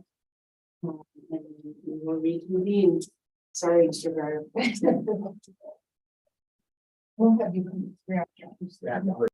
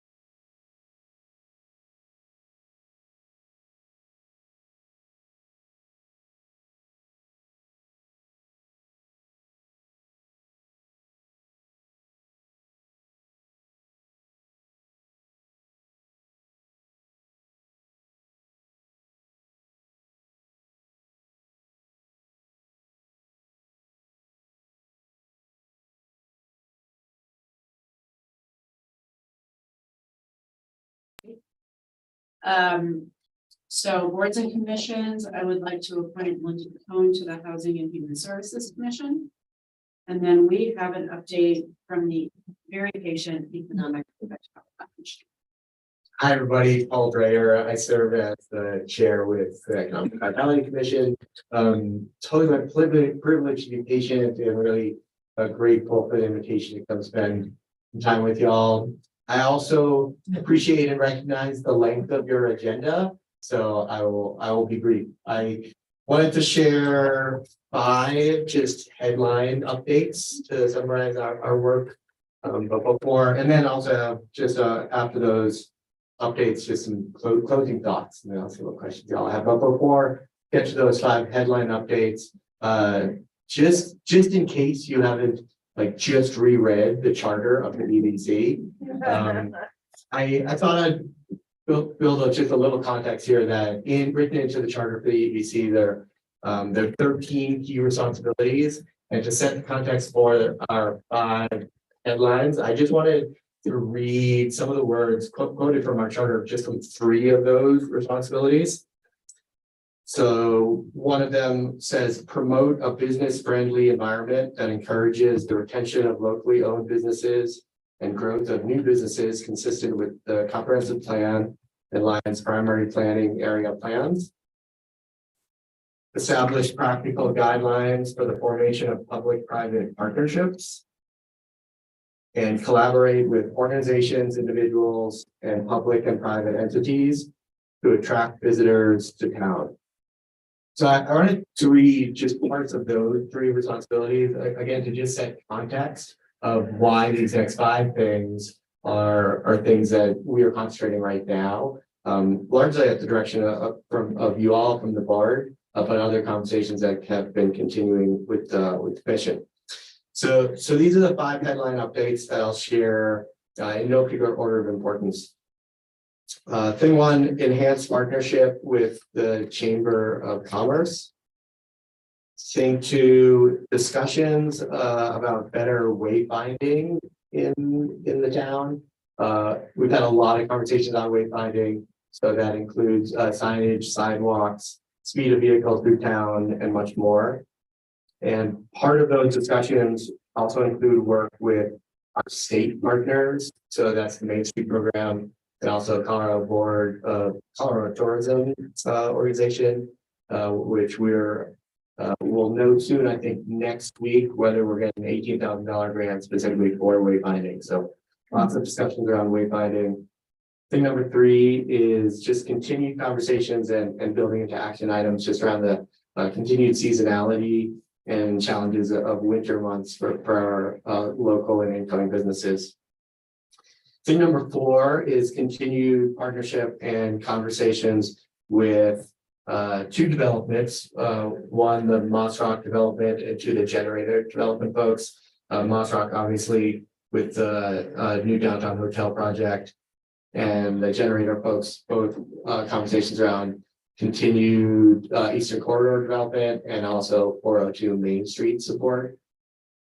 And then thing 5 is we're excited to launch a couple of case studies on how to support small businesses and being business friendly. That first quote from one of our key responsibilities quotes our mandate to support being business friendly. So doing a couple of case studies to further understand and guide you all in our whole town with what that means to be business friendly. So those are the five things that I want to share in terms of updates here. I did in somewhat closing here, and then excited to get initial questions or thoughts that you all have. I did want to quote one other of our 13 key responsibilities that in our mandated lists advise the board of directors on matters relating to ways to develop new business, strengthen and support existing businesses, increase the town's sales tax base, and otherwise promote economic development in the town. And fundamentally, the first part of that just says advise, you all advise DOT. So in closing here, really just 2 things. One, we're here. We're here for you all and are excited to follow your direction, to be of support, and please ask us for support when you need us. through a lot of conversations, we, in addition to what I shared tonight, I think some of this has been shared with you offline at the meeting, but we have taken those priorities that I mentioned and broken them into specific action items that members of the EBC are taking on through this year. And in our support of you all, happy to offline of this meeting and the time that we have, just share and have more conversations. Obviously happy to take questions here, but we're available. It is part of our mandate to just be available to you and be of support. And then the last thing I'll say, and I'll see what questions you all have, is that I know she's hidden online there, but just wanted to share huge amounts of gratitude to Kim Mitchell, who's our direct staff support. And Kim provides, and also trustee Dottie, who I know is not here. Trustee Dottie and Kim just provide so much insight for us and really help us do our job and also help us support for you all. So I just wanted to publicly acknowledge them. And would love to take questions if you all have now, but like I say, I know your agenda is lengthy, so I'm happy to take things offline as well. Well, thank you so much for that update, and thank you so much for the work that you do. You know, I was the liaison to the EBC during the last board and really enjoyed working with the commission. I am thrilled that you're looking to define what it means to be business friendly, because I think people have different definitions of that, and I personally would want to see that brought before the board so that we can take a look at and discuss that definition. So that's great. Could I ask you to turn your mic off? I think it'll help with that. Thank you. These are sensitive things. Any questions for Mr. Guy? I don't have any questions per se, but I just really like the idea of the wayfinding that you're looking into. And I'm really curious to hear more about the case studies. Are you looking at specific businesses that you're using as an example? And then how will you want other people to learn about these case studies as examples? Yeah, thanks for both of those questions. Two things I'd share. One, yes, we're going to look at the journey of a couple of different new businesses, and from their perspective, from town perspective, from kind of a 360 perspective. And the second thing I'd say on that is I would, on a timeline on that, I would hope that those case studies are put together, ready to share back to you all, probably by end of the summer. Yeah, so that's our goal, to work on them over the next several months. Trustee Ellis, do you have any questions? No? I have just one little update you probably aren't aware of yet. I received an email from Think Generator today regarding the property at 442. And that it does appear that their application for demolition and all that is in place, but now there has to be a 90-day public waiting period. So I just want to let folks know that they're eager and ready to go, but the process is to follow when you're dealing with public hazards such as just to give that a little time frame. The other thing is they have found a partner to provide them with some of the stone and dirt they're going to need to stabilize their street on eastern border. That's great. And last thing, I think that's great. Segue to just the last thing, I just wanted to repeat one more time. You heard me mention in both from our mandate and also in some of our priorities, just some form of the word partnership a ton, and that's a big part of what we feel our job is. And we've been staying close with the generator folks, so you know, I'll reach out to them, and I think part of our work, please know that you all that's happening behind the scenes is just for folks, businesses, new and existing businesses, to hear some really just emotional support sometimes that we're thinking about them. And I feel like that's part of our job as being partners with the town and just promotion of again, new and existing economic development. Great. Thank you so much. Appreciate you. Thank you. Yes. Okay. So next up is our general business item, which is discussion direction to staff on the pavement rehabilitation. This will be Director Cosgrove and Director. May Reverend, may I say something before we begin? You may. Okay, thank you.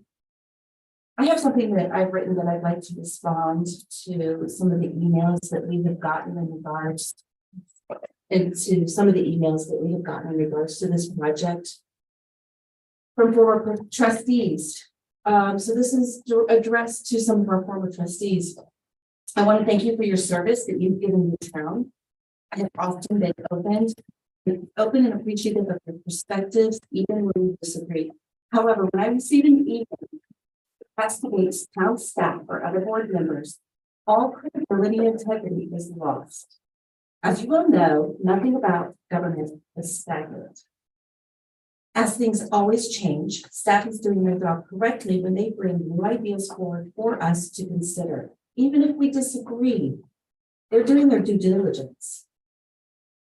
I want every person in this community to exercise their rights to tell the Board of Trustees what they think about any issue facing them personally or our town as a whole. That's democracy, and I encourage it and I welcome it. I do expect that it be done respectfully. We are all in this together. Give us your opinions, but let's be nice. Thank you. Thank you, Mayor Pro Tem.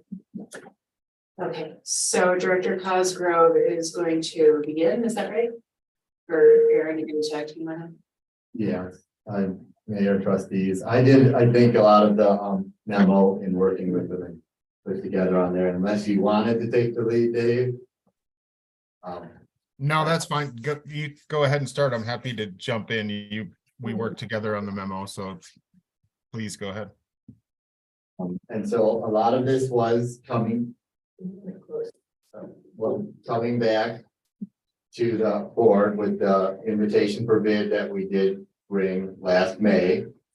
During that time, there was a good bit of discussion and review on the pavement assessment that was done a couple of years before that to determine what were the next locations that needed to have some work on paving and some discussion on whether or not there was the desire to move forward with this level of project or whether there was a desire to continue to save up for future projects and to be able to use that fund as a form of leverage to finance larger funding.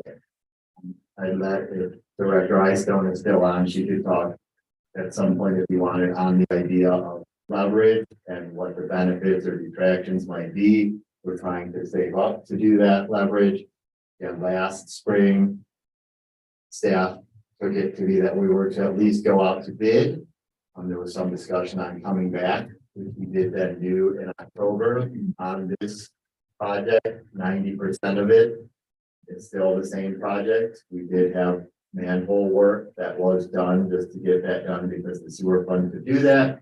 And then we added in some additional scope to this project on McConnell at the high school and seeing an area we would be there with the Welsh court work. And so there's not a great distance to travel and it's an area that is pretty bad. So looking at that and having the construction work go the other direction on McConnell and not past the high school. So not doing that while they're still working on that. As was also mentioned before, we are looking at the stormwater funding. It was discussed how some of the areas with the most detrimental pavement are areas that do need other utility work underneath that pavement.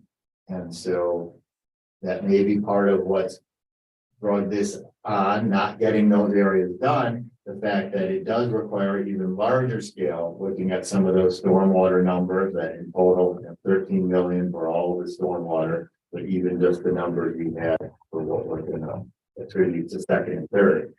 So the hope is that we could get some funding, and by doing stormwater work, you have to do a large portion of paving.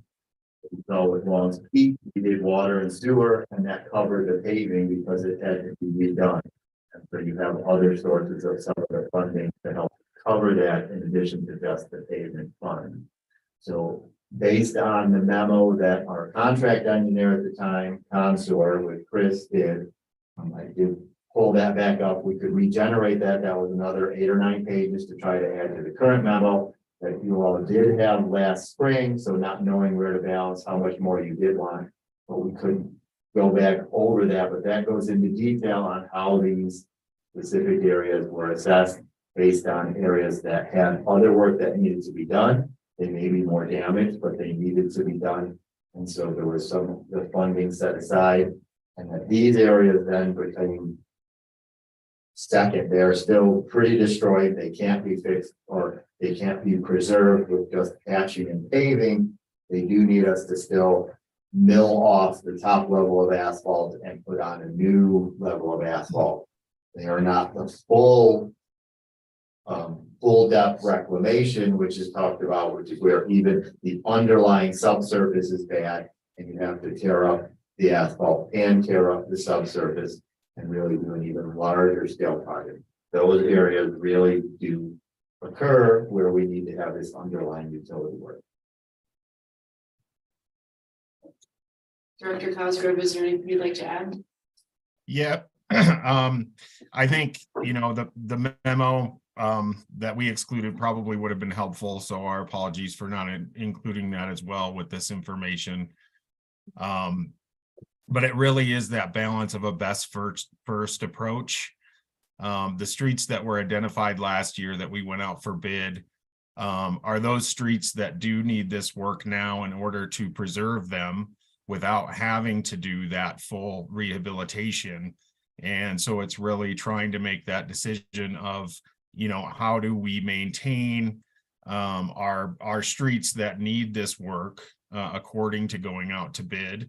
And I think that's the difficulty sometimes for the general public to understand when you have streets that are in worse condition, but have those other considerations about utilities and other things that might be going on, including storm, that need to be done and the costs are higher. How do we continue to maintain those streets that might be in still somewhat good condition and need this kind of work done in order to maintain them without the cost going up even further? Thanks, thank you. Questions for either Director Kaplan or Director Cosgrove?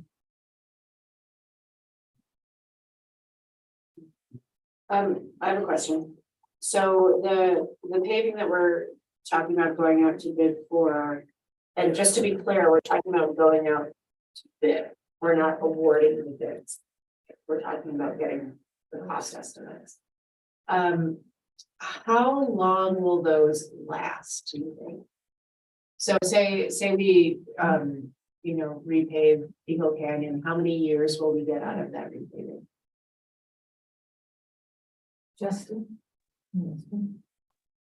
Yeah, a typical mill and overlay with HMA, it's probably for low volume traffic, you could be in the 20-year range. High volume traffic, you're probably, really depends, 10 to 15. But for the traffic volumes we're talking about, it's you should be in the 20+ year range.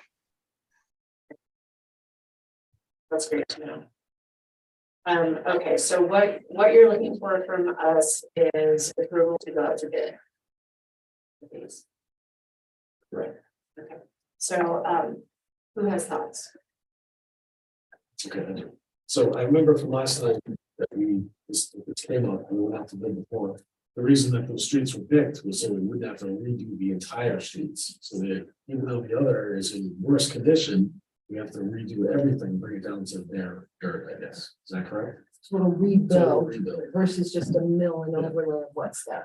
So this was the best way to spend the amount of money that we had, is what I remember. So to me it makes, sorry.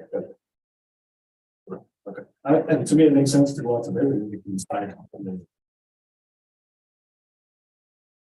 Trustee Williams.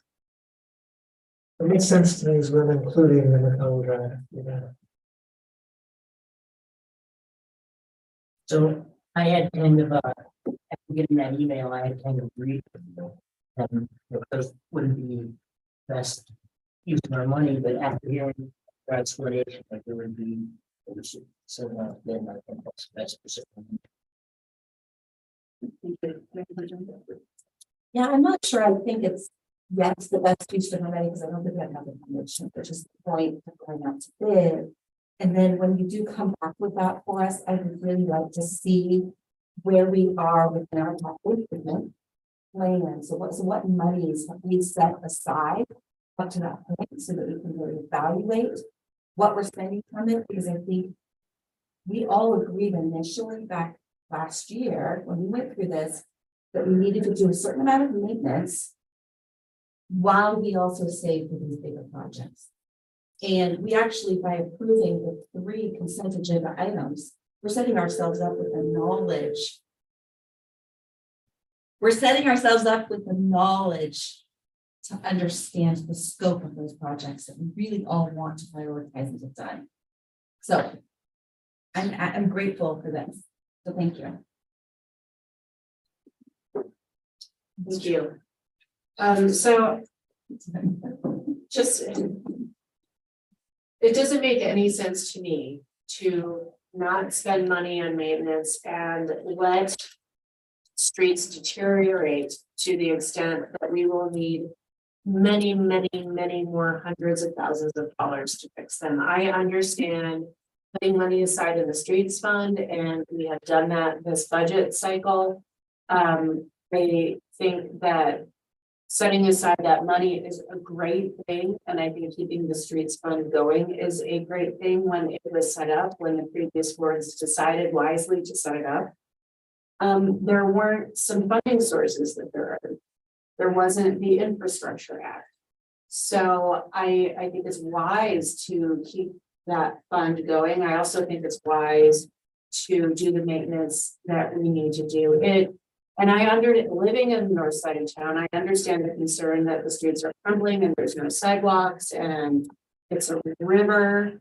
When it rains a lot, I live through that every day, and I do not think it makes any sense to replace that street first and then tear it up when we have to do the stormwater, we have to replace utilities. That seems like a really unwise use of taxpayer dollars.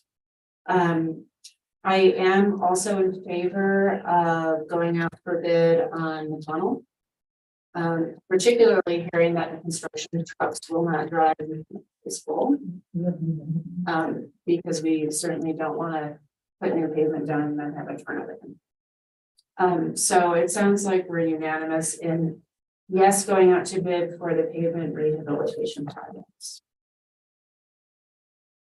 Okay. So moving on, the second item in general business is the legislative process and agenda, and I'm going to take this one since it was my idea and I wrote it. So the notion behind this is that, the state legislature is in session right now, and they're in session through May, I believe. And Attorney General, please correct me if I'm wrong. Sometimes issues of concern to the town of Lyons can come up in between board meetings. And so for anyone on the board to speak on behalf of the town, to testify before a committee, to testify before any sort of hearing, generally we need to get the consensus of the board that it's an okay thing to do. Because sometimes legislation comes up for hearing in between board meetings, that means that we testify on what we'd like to testify. So I put together this legislative agenda, which if it's adopted, anybody on the board can go testify at the State House if it aligns with the legislative agenda, which is based on our priorities as a board and the comp.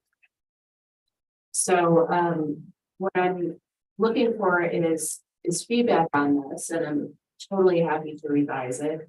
And then if the direction is to create a resolution, the resolution will be in the next board meeting. Also, and this is where I think Attorney General can weigh in, but I was thinking that board and commission chairs might also like to testify.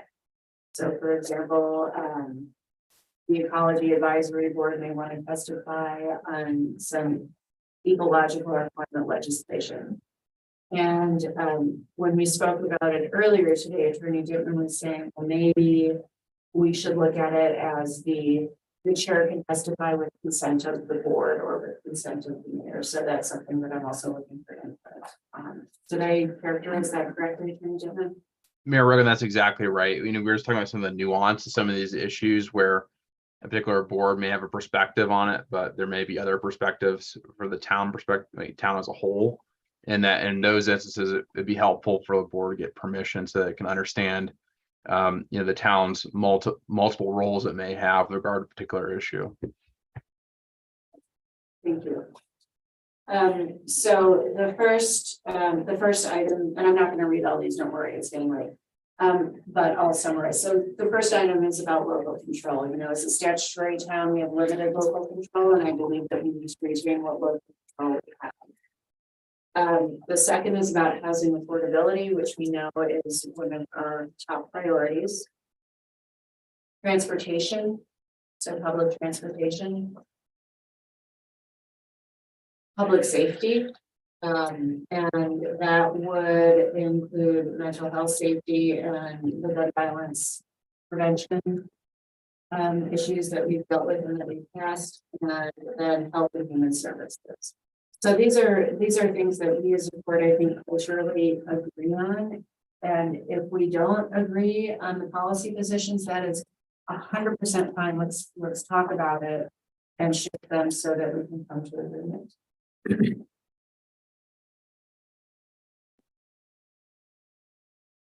I love this. I thought it was, I kept thinking we were missing anything. I didn't know it came up with anything that I felt like we were missing. But I really like that. I think it's a wonderful idea, and I think we should use that for this proposal. So yeah, I think we definitely want to put this. Thank you, and thank you for saying that it makes a difference. And I want people to know it really does make a difference when citizens, especially elected officials, go and testify at the state capitol. They listen. The legislators listen. So thank you for saying that. And we have a town automobile that can be used to go down to the store.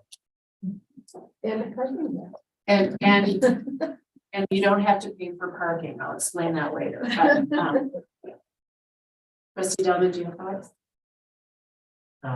What is your son? That all sounded good to me. So really good. Yeah, just my only concern would be about commissioners or commissions. And so I just wanted to go back to that so I understand it a little bit better. If, say, somebody from the Economic Vitality Commission wants to speak on something, they're going to speak to you first versus representing the whole town without, they can't do that without speaking first and getting your perspective. So, do I understand this correctly? Yeah, that's correct. Okay. Yeah. No, I like it too. I think it's great.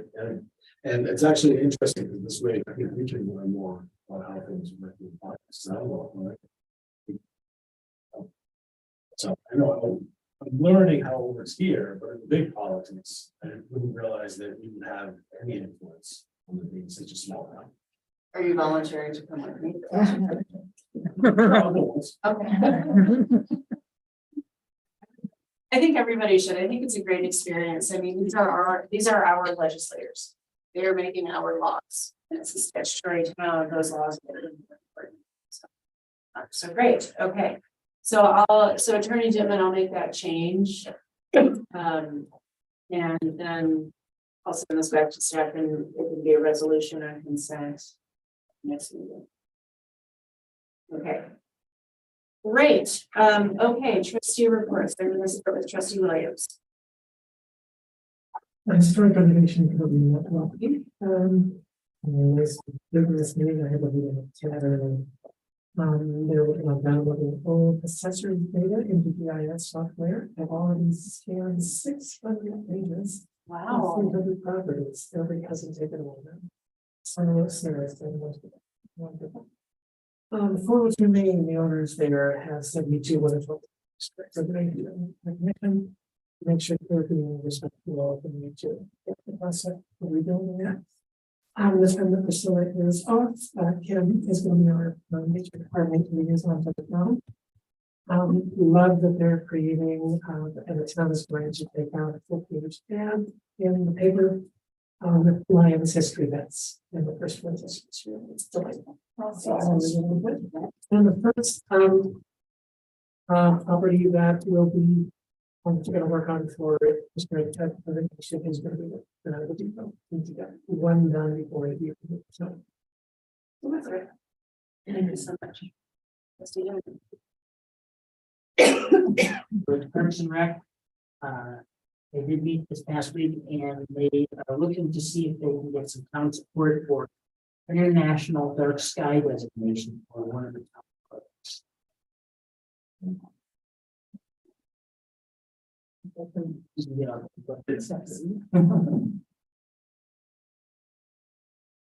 Probably work with us. Sorry. I just didn't know. Trustee Williams, would you mention that for me? So they can work in collaboration with SFC because SFC does dark sky stuff. It has in the past.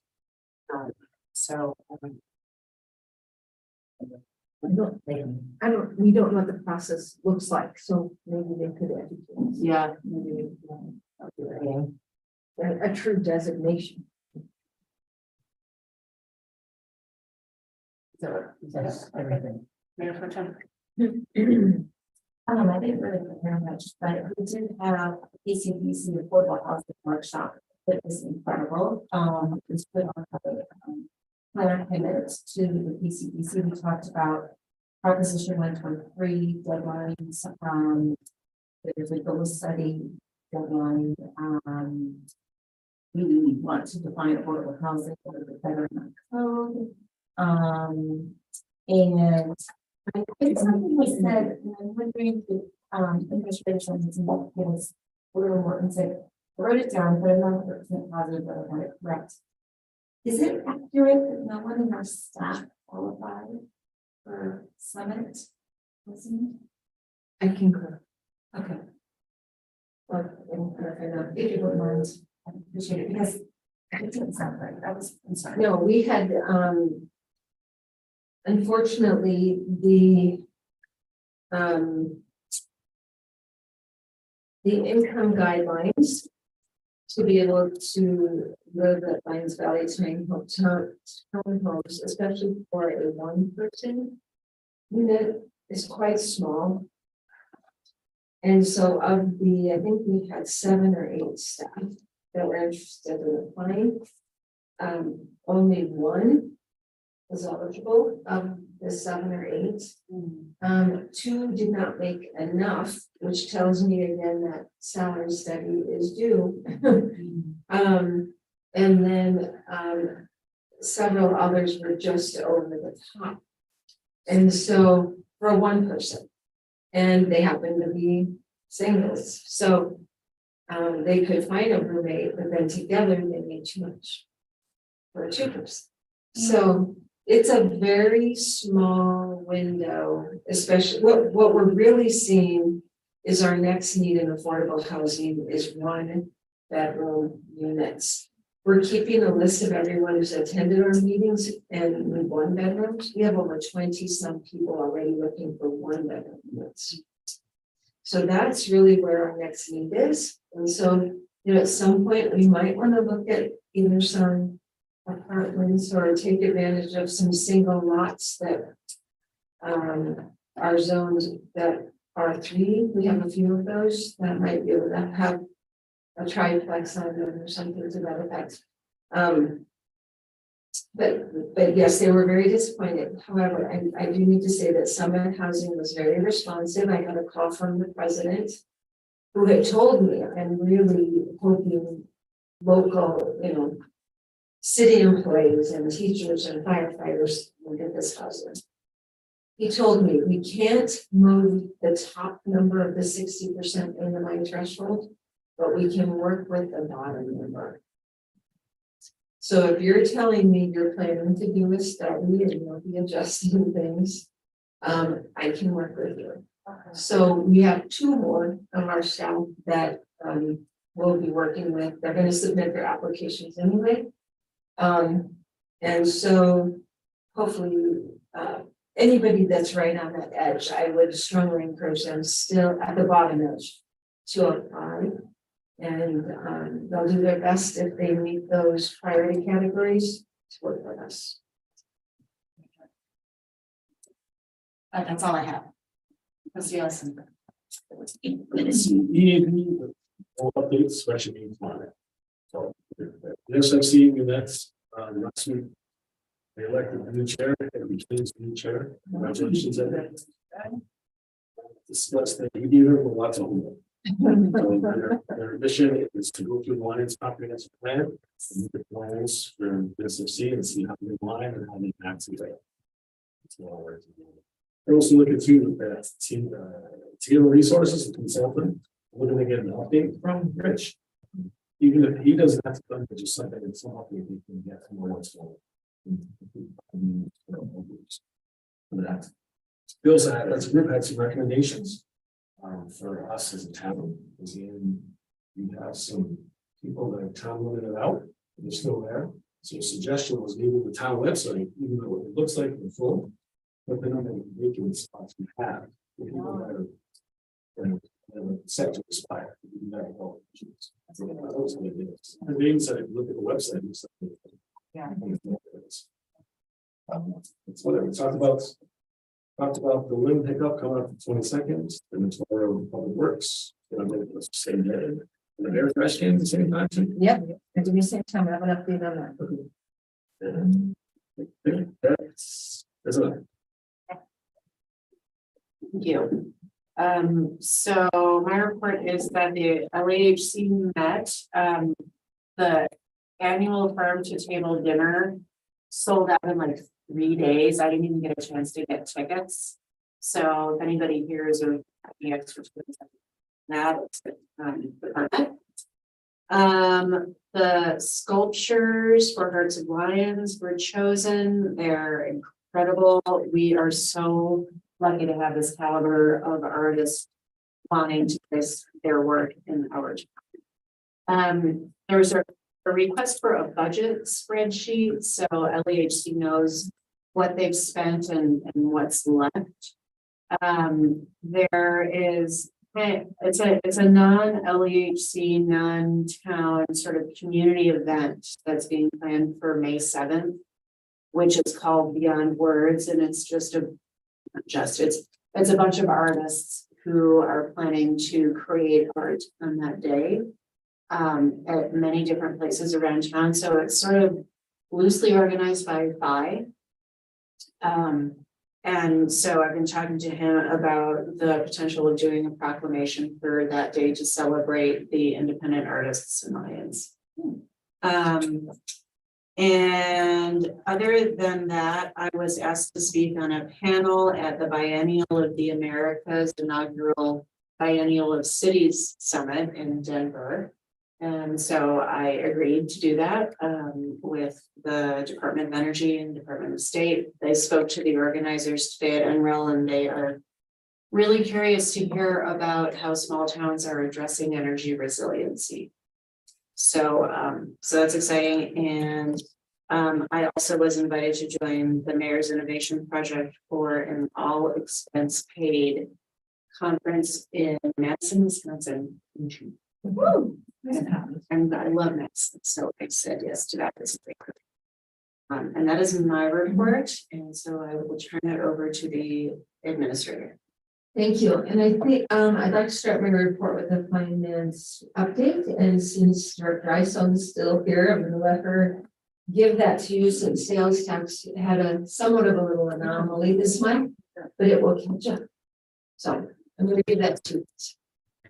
All right, thank you. I'm not gonna show the presentation like I usually do because I just want to cover kind of two areas. And the first one, as Victoria mentioned, is sales tax. I'm sure a lot of you noticed that sales tax was actually down from last year, and it was down actually from even before 2020. So it was concerning to me. So I dove into those numbers a little bit more. One of those anomalies was a late sales tax payment. So I do expect to see that next month, in addition to the normal sales tax payment. So hopefully we'll see double payments there. And then the other one, which we can't really control, is a decent sized refund from a large corporate business that likely affected multiple states. And a lot of times those are due to sales tax audits and things like that, showing that, you know, they needed a refund. So Lions was hit as a part of that piece. So fortunately, we won't see that part back, but we will see the others. So if we were to take those two anomalies out, we would have been about flat with last year. So this is something that I'm definitely going to keep monitoring as we, you know, see the effects of inflation, because even though we received that revenue in March, it was actually for January sales. So that's right after the holiday season as well. It is one of our lower seasons. So we'll continue to watch that. And, you know, if we see any concerns, we can definitely adjust as needed. The other piece that I wanted to address is I included a memo from Colo Trust in there, just with some of the banking concerns that are going on in the United States. And you know, it just wanted to reassure you, Colo Trust is who we hold the majority of our funds with, aside from our checking account, which is Bank of the West currently right now, and they were sold to the other Canadian bank. But the flood account money is also held at Bank of the West. And that's only because we're required to keep it in an interest-free account. So we do have money there, but the majority of our funds are held at Colo Trust. So you can read through that memo. They're not hit like some of those other banks that rely heavily on you know, startup businesses, technology businesses who are greatly affected by, you know, the rising interest rates and things like that we're seeing that are impacting other banks and stuff. So I just wanted to point that out, that that's something, you know, we watch, and that it's something that I'm aware of. And I think that we are in a pretty good place as a town. And with that, I'll open up for any questions. I think we're so early in the budget year that this information was through February that we kind of have to see a little more revenue come in to, you know, to understand the revenues and the expenses. Nothing's occurring that I'm alarmed about, though. Thank you. We like it when you're not alarmed. Me too.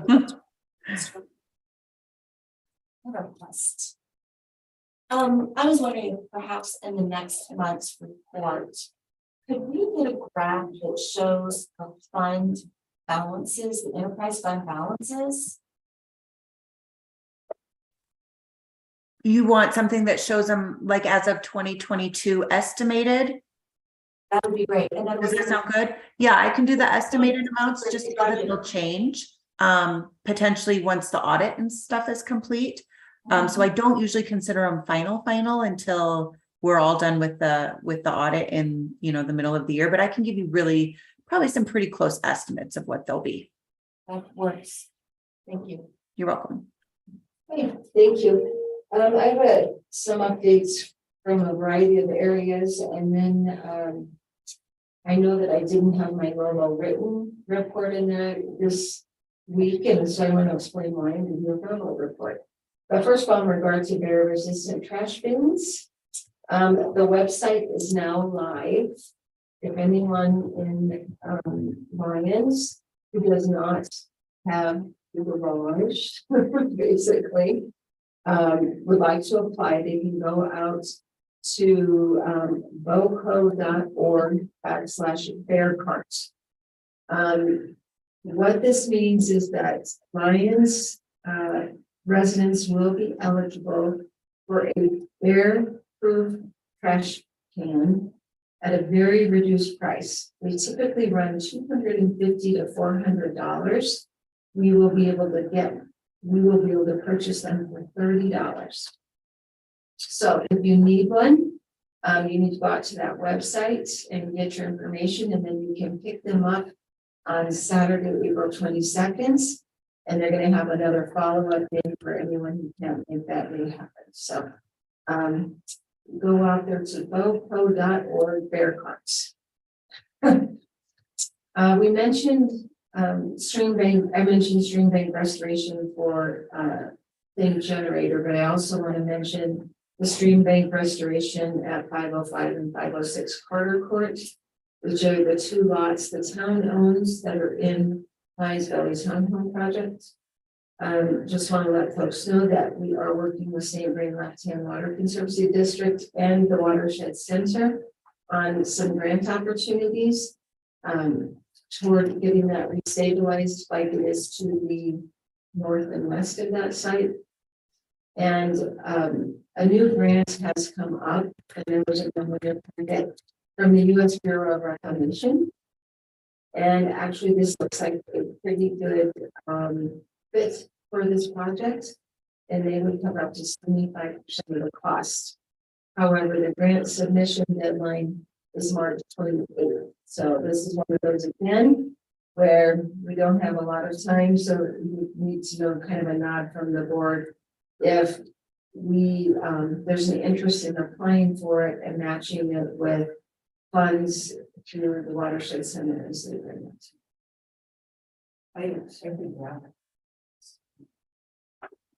All of it, of course, like all grants, I don't know if we're going to get it, but we know for certain we won't. So, and then a couple of utility updates that Karen wanted me to share with you. We did have our annual backflow and cross connection control report through the Department of Public Health. And that's been completed in changing with them, as well as our annual electric power industry report, both reports that are due annually. So those are always good to get done. And then like that electric report, we do anticipate having some information at the next meeting on where we compare on utility rates with our neighboring communities. So we'll get that out to folks. And then, also, there's some work being done at the state level in regard to how much assistance our communities providing to low affordable housing communities. And Erin prepared that report. In 2022, we had 45 accounts that qualified for assistance. And of those, it looks like these accounts saved $4,000 in utility fees, and we've actually contributed. These accounts save $4,000 in electric utility fees, and we've, who also helps people with paying the utility bills, paid $4,525 of Lions electric bills. So contributions made by the community for folks that have needed assistance. So a couple more things that the mayor didn't mention. We did have our first meeting with Boulder County regarding our IGA. And they are ready to start meeting with us on a more regular basis. So we're looking at our next meeting being May 1st. And Mayor Rogan and myself and David Kimmett will be meeting with Commissioner Locherman, who's been assigned to Lions as the commissioner assigned to our IGA, and then some other planning stuff. So we're going to start down that route, and we will, as soon as we have an open work session, we will educate the board a little bit more on what is the IGA, why is it important, and then we'll have to have an executive session to discuss how you want to negotiate that IGA. So that will be having to take some priority soon. And it has to be completed by October. Unless both parties agree to another extension, but yes. Also want to let you know that staff did submit this year's round of congressionally directed spending letters of intent. That came up very quickly again, and we did submit the wastewater treatment plant upgrades, just in case we have any gaps there, since we know that that is not feasible for the town to continue with current costs every year. So we need to make the upgrades, no matter what happens with our Honeywell negotiations. So we did submit that again, as well as the St. Vrain Trail and its gap. In regard to the St. Vrain Trail, we heard from Clark's brothers today that they are no longer interested in having their lease purchased back by the town, and they'd like to remove it from discussion. So I'm going to pass that along. The Benita Yoder auction at 401 2nd Avenue is scheduled for this Wednesday. I've heard that it's been taken. The Public Works building next door, the staff worked very hard on that over the last few weeks, and it's now empty except basically for the file room. So we're making great progress there, hoping to bring forward a lease to the board at your next meeting, if not before the special meeting, so that we can get that going. Couple other exciting things. FEMA has started sending their final closeout packages on several projects. So now we are doing Director Icestone and Casey Sanders are working on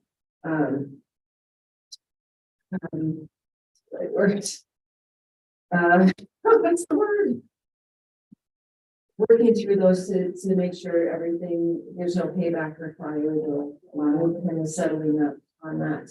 So in some cases, if they found any kind of duplication of benefits, there could be a request to have some of that paid back, or if they overpaid us up front. So they are, what's the word, Cassie? You do it all the time. Reconciling the closeout accounts with our books. So pretty exciting things, but going to take some effort there as well.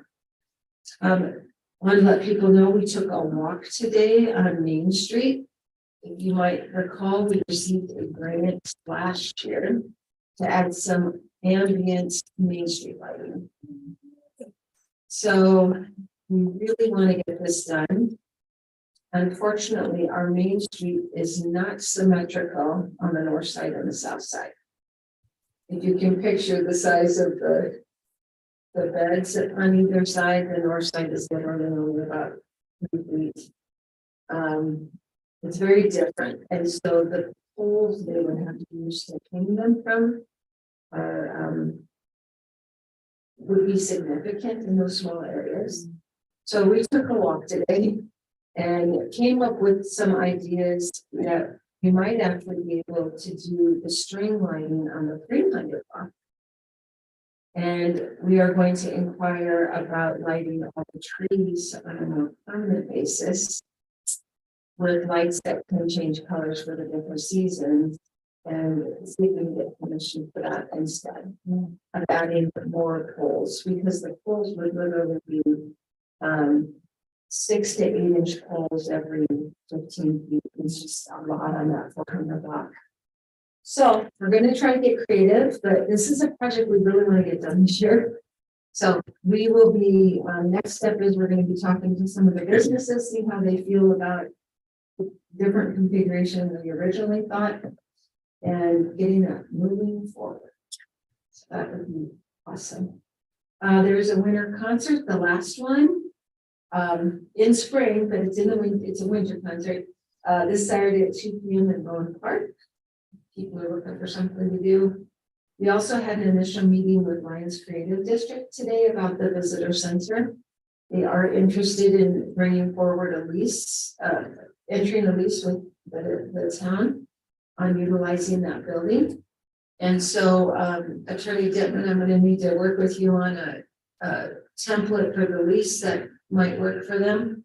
And we're going to try to potentially work together to have the town staff the visitor center on the weekends and see if we can work out something a little more creative to be open during the week. That, our new staff, we had an orientation for all our new folks, so they're all up to date now on local government. And this last week, I had the privilege of serving on it was called an advisory services panel through the Urban Land Institute, which is a group in Washington DC that has planning staff all around the nation. And they get invited to communities to assist them with difficult land use issues. And so Superior and Louisville had enlisted them to help them with their affordable housing and their fire mitigation strategy moving forward. And so they had asked me to serve on that panel, and it was a very intense 3 days, 12 to 14-hour days for 2 days, but came out with a very nice product, and I'm really pleased that I will be able to bring much of it back to Lions as well. So the report will take a while to get done, but it was interesting and really felt good to help our neighbors. And they were really interested in hearing how Lions managed grants that have that capacity. And of course, you can either, so you have to decide if you want that capacity, as well as same thing for housing. They have the same regional planning goal of 12% like we do. Right now, Superior has 0 affordable housing units. And Louisville has very few, so they have a long way to go. So Is that because of the fire? no, No. no. So I have a lot of really good information. There were 8 experts there that worked on affordable housing strategies and fire mitigation strategies. So same things we're all working on in the Front Range. And then lastly, I was asked by FEMA if I could do some peer consultation, just 1 hour meeting with the municipalities and counties up near Yellowstone that suffered that really severe flooding. Again, they're kind of at the mouth of entering the park and needing just a little pure consultation. So they've asked if Longmont and Lions would assist with a phone call. So as long as the board is okay with that and playing our information forward, I think it's good for all of us. So that is what I have for my report today. Further questions?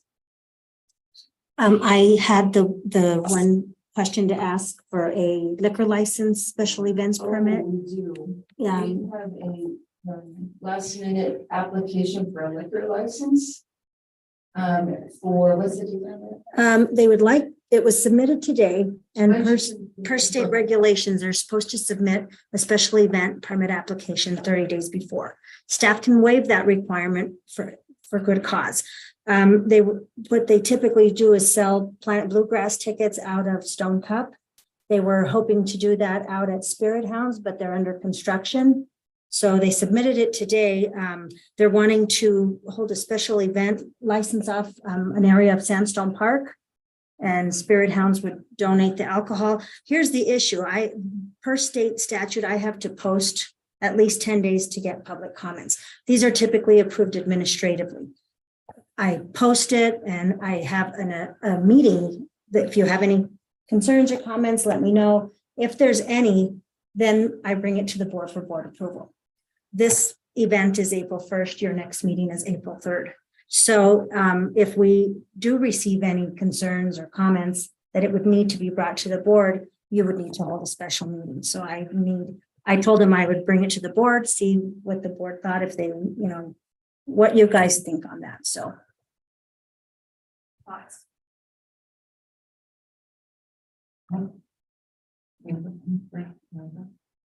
So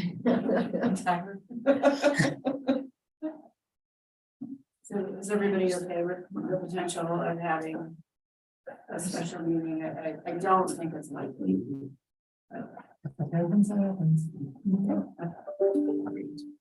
Thank you. You're welcome. There any additional questions about the administrator? Okay. Legal update. Thank you so much. So I just want to give a quick update. We'll do a more in-depth update at the next meeting, I believe, on Honeywell update, but we have had a few favorable motions come out in our favor, which is always a good thing. What I can talk about publicly is that our damages calculations was allowed to be increased into the $16 million range, and that was a contested motion. That whether the arbitration panel thought it was probable that we could recover up to that amount. So that, increasing that amount certainly helps, capture the full amount of the town's potential recovery, and of course, hopefully helps us resolve this case into the future. We also received a favorable ruling on a few discoveries disputes requiring motions to compel for information from Tetra Tech and Honeywell. So, all good things to report, at least briefly in this part. So, we plan on doing a more in-depth update at the next meeting, and then also followed by a more, probably a full day special meeting, or not a full day, but a full meeting, special meeting, to discuss more about mediation strategy and what next steps are for that part of this adventure. So any general questions on those issues, or other than that, that's all I have. Is it okay to, the mediation dates have been set and the arbitration dates, we can do the finals. So now mediation is set for the 3rd week of May. Yep. Arbitration and that decision in June. So yeah, mediation's, a chance at settlement, and then arbitration's like the court proceeding if we were to be unsuccessful at a settlement during mediation. So hopefully a resolution coming to here fairly soon. Well, that would be great news. Any questions for Attorney Dillon? No? Okay. Summary of action items, please. Okay, I've got ordinance 1142 passed on second reading. Ordinance 1143 and 1144 passed to second reading. Good night. The marijuana MIPS licenses were approved. Resolution 2023-13 was moved to a date certain of April 3rd, 2023. The resolutions that were pulled off consent were all approved, 18, 19, and 20. They're to look at a potential of fire and Left Hand and the St. Vrain Watershed Coalition to contribute to fire mitigation match. Board consensus is to go out to bid for pavement rehabilitation project. There's to be a resolution drafted for the legislative policy for the next meeting. There was a request to update the website to reflect open seats on commissions.